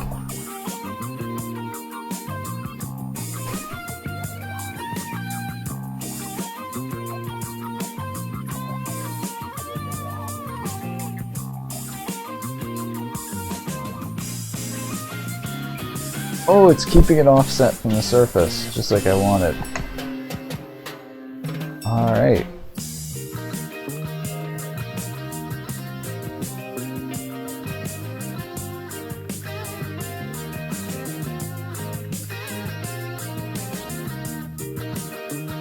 Very nice. Alright, so this is going to be one that's going to actually look much nicer in the render, because we're going to be able to turn up the options and do a very nice rendering.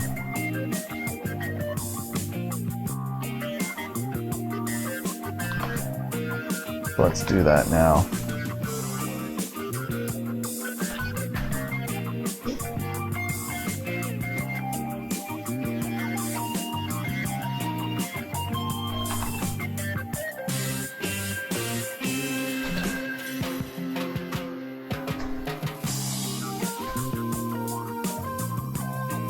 Oh yeah, wow, look at that. This actually might, this might be worth doing anti-aliasing with. Looks pretty rad. Thanks, Donna. Yeah, I might do anti-aliasing with this. Just cause if I'm gonna if it's gonna be an expensive rendering anyways, why not?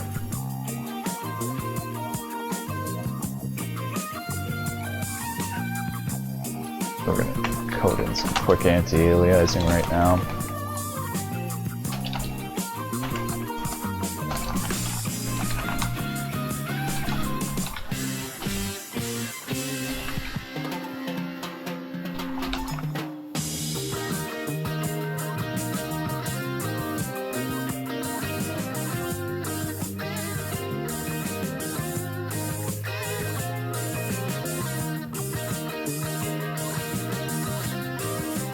And now this is that plus C times L. And then we do our anti-aliasing sum divided by the samples.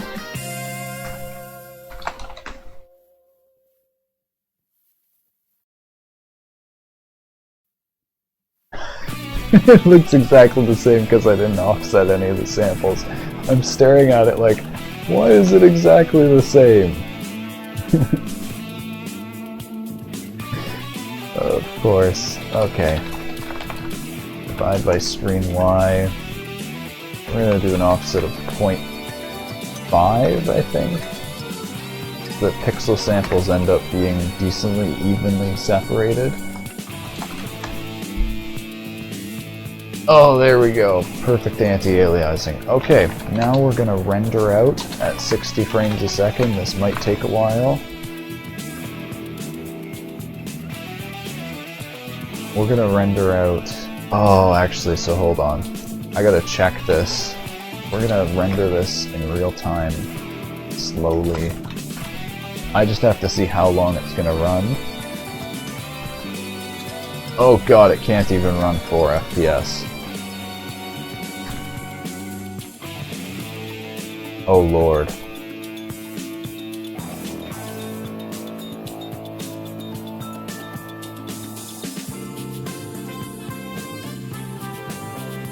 Oh lord.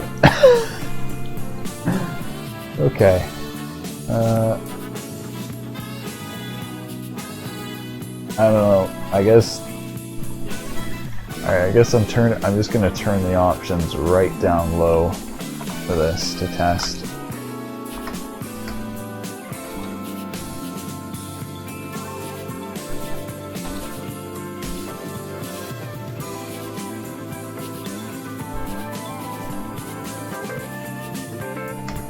Yeah, it's still lagging.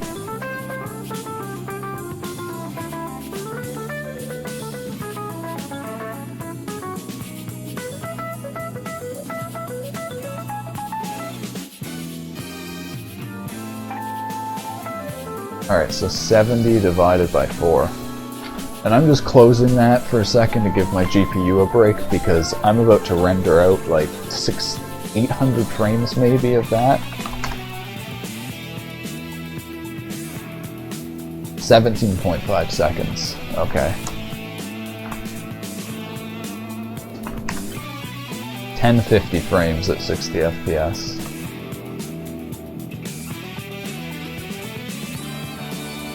Let's stop it. Let's set everything up.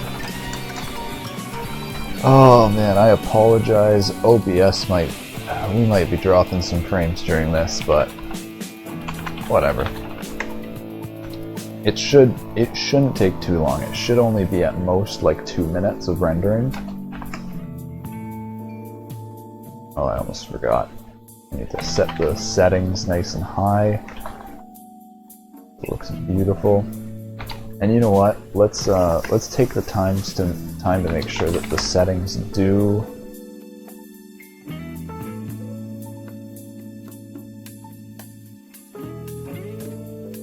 look good. I think we might just do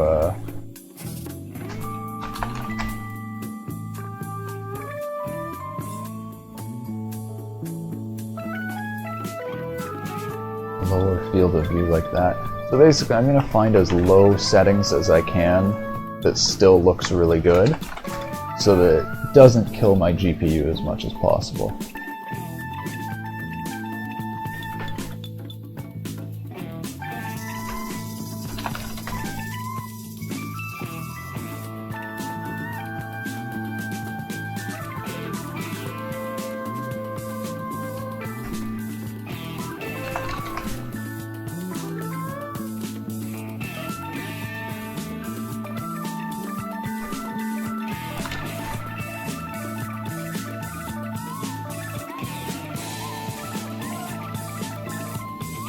We're just going to do full 100 iterations so it has nearly full view distance.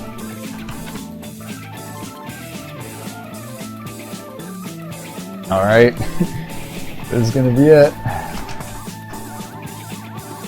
Capture 1050. Alright, I'll be right back. I'm just going to go get some water while this runs. Yeah, OBS is already completely freezing up. We've already got 1.1%, 400 drop frames. Yeah, I'm expecting a lot more. So, I'll be back. It should look pretty while it runs though, so there's that. Can leave this open. I just want to make sure it's covering as little of the screen.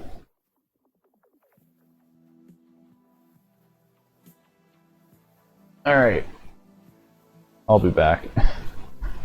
I don't think there's much sense in me sitting here when it's, the audio is probably going to be cutting out and all this stuff anyways because of the stream lag.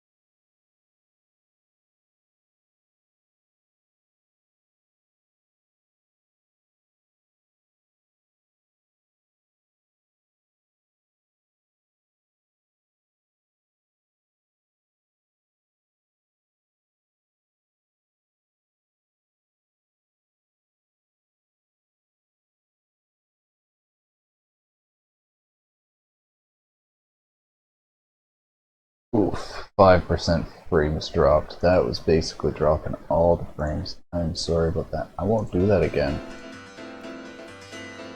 Let's look at the video though. Oh, if this didn't work, I'm gonna be pissed.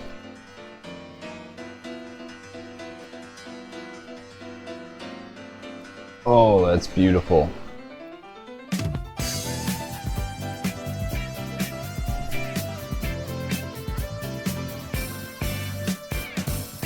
Oh man, look at that.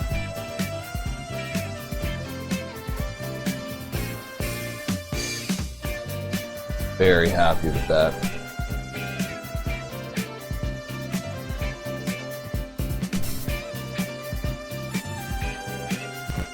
Alright, let's take a wallpaper shot of that now.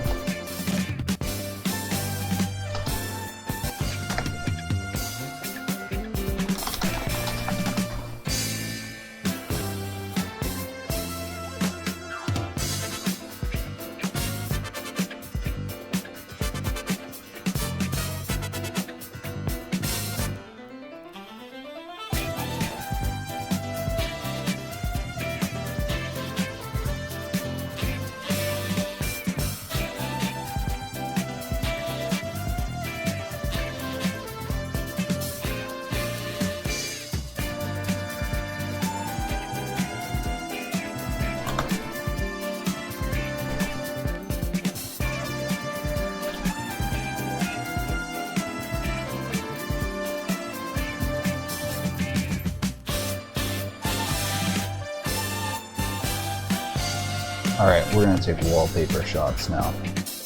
I'm going to ramp up the view distance even more, so it's going to be flawless.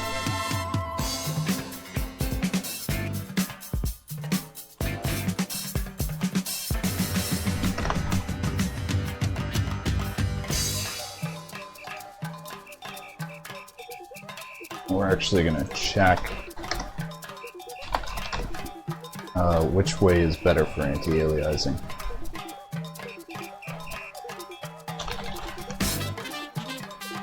Because I'm still not sure about these offsets for anti-aliasing.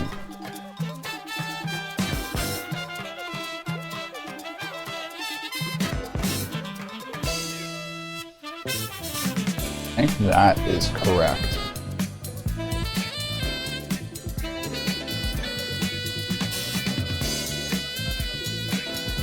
But let's try the other offsets.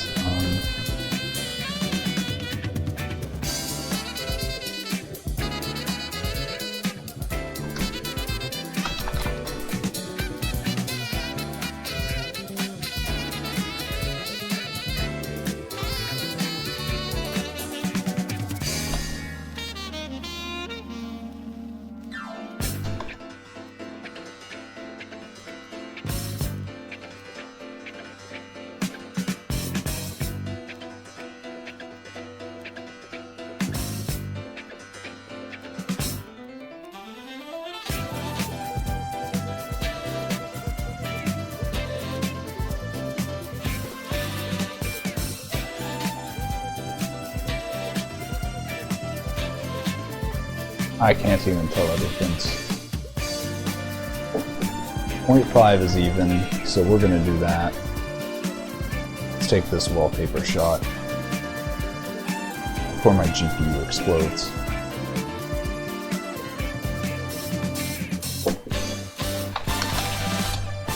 So, okay.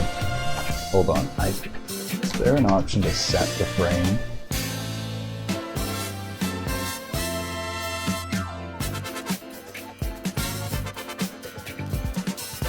No, there's no option to set frame. So I may set the frame from here in the shader. We'll see.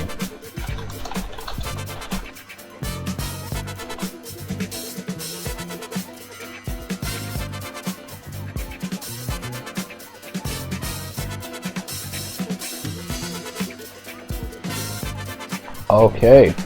It can't render it. It's too expensive. Interesting. Alright, we either need to do tiled rendering or... Oh no.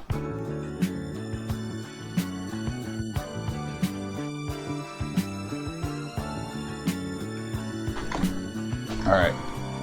Just gonna try lowering all the settings again.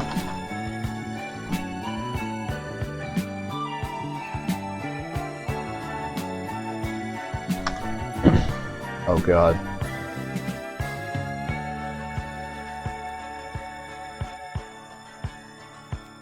Alright, so I'm gonna need to disable it until it's fixed.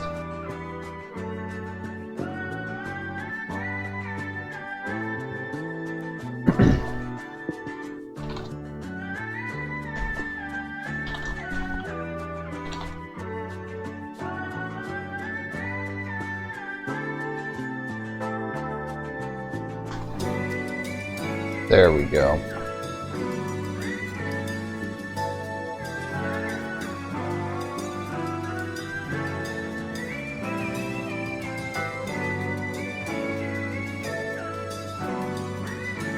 Hope I'm actually able to do this. Render once.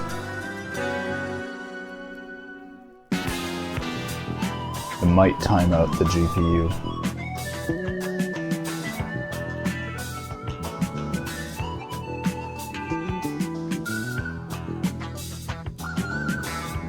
Yeah, I think it's...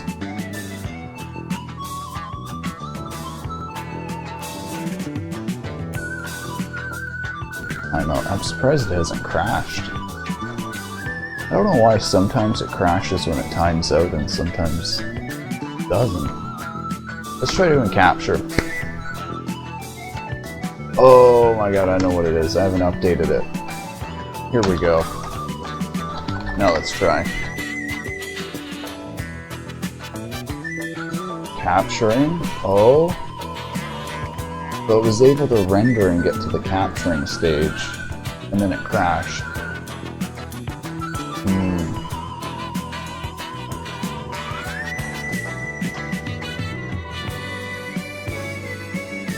See, I think it should make my display driver crash, but I think they changed that so that now it just shuts down the program.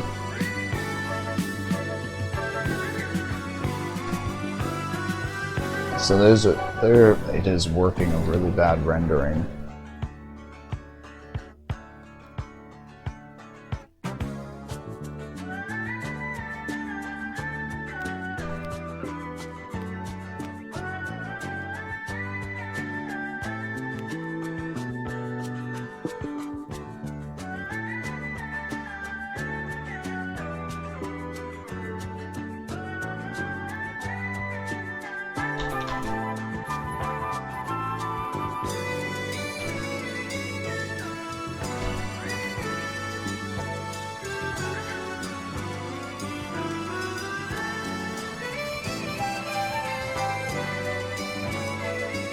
We might only be taking 2K instead of 4K resolution images of this one.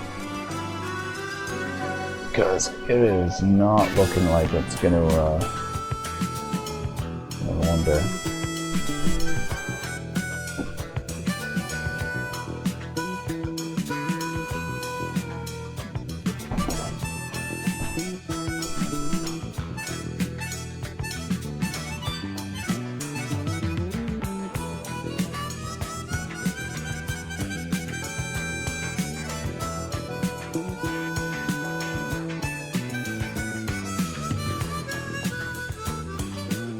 I bet it's the anti-aliasing as well, majorly. Maybe I'll try without anti-aliasing.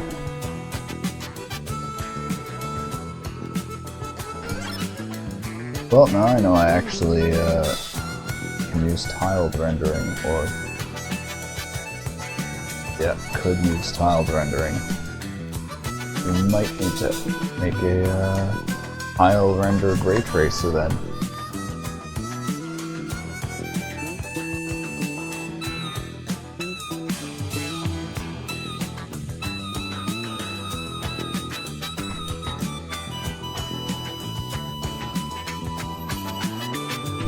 No.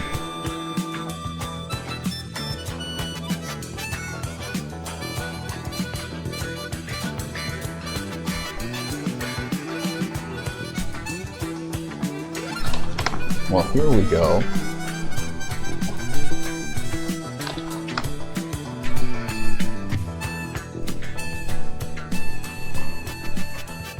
Okay.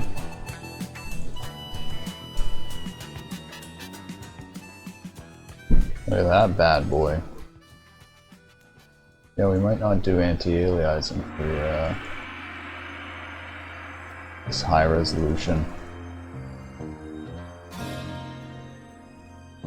Let's see if we can get 300 iterations in.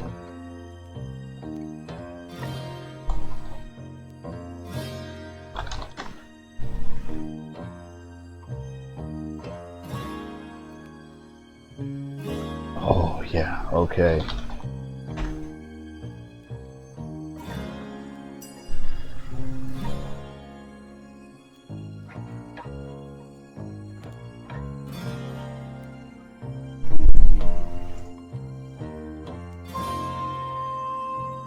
Oh, that's a beauty.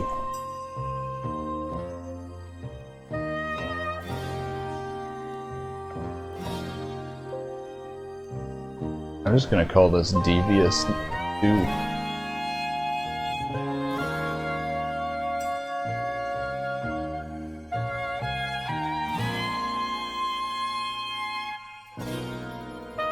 Alright, now the hard part. We want to,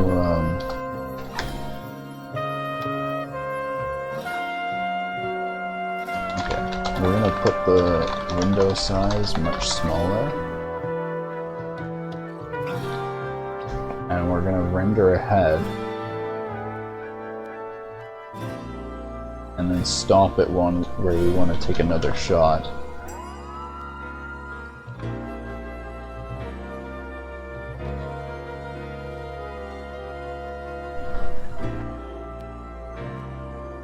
I think I might take one shot up at the end.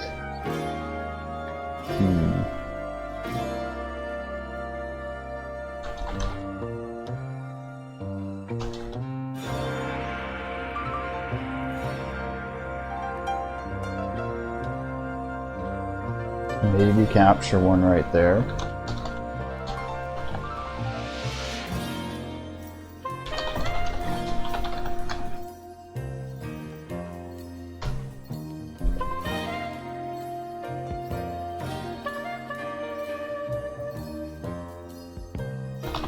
Nice. Okay, now I think I'm gonna restart.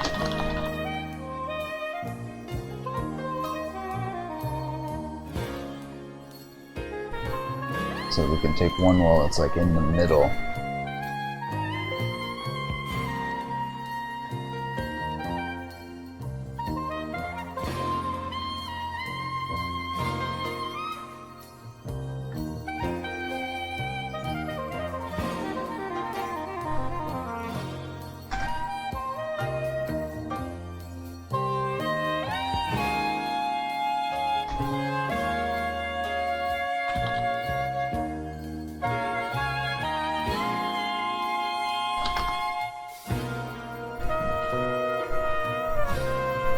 Right here or more inside? I think more inside.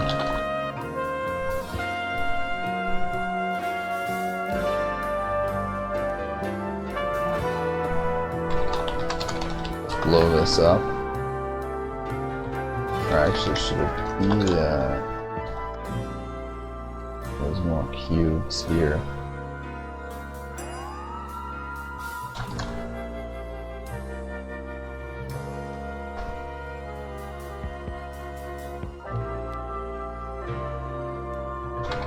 Let's try capturing this.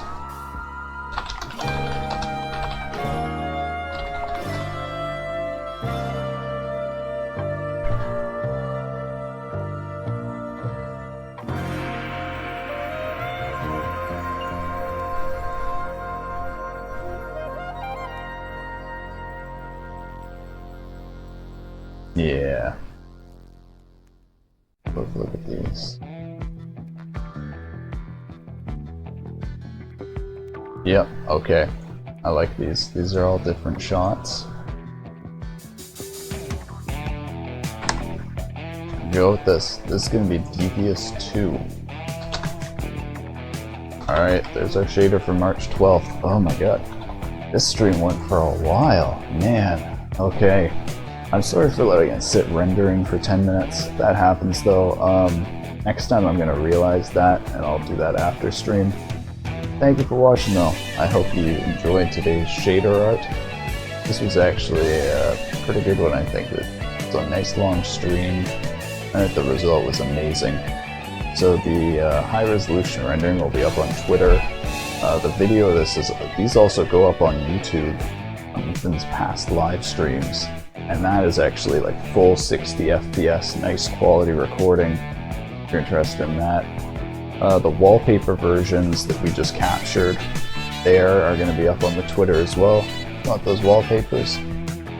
See you around. Thank you for watching. I'll be doing a programming stream a bit later today. We'll be working more on the C library. Goodbye.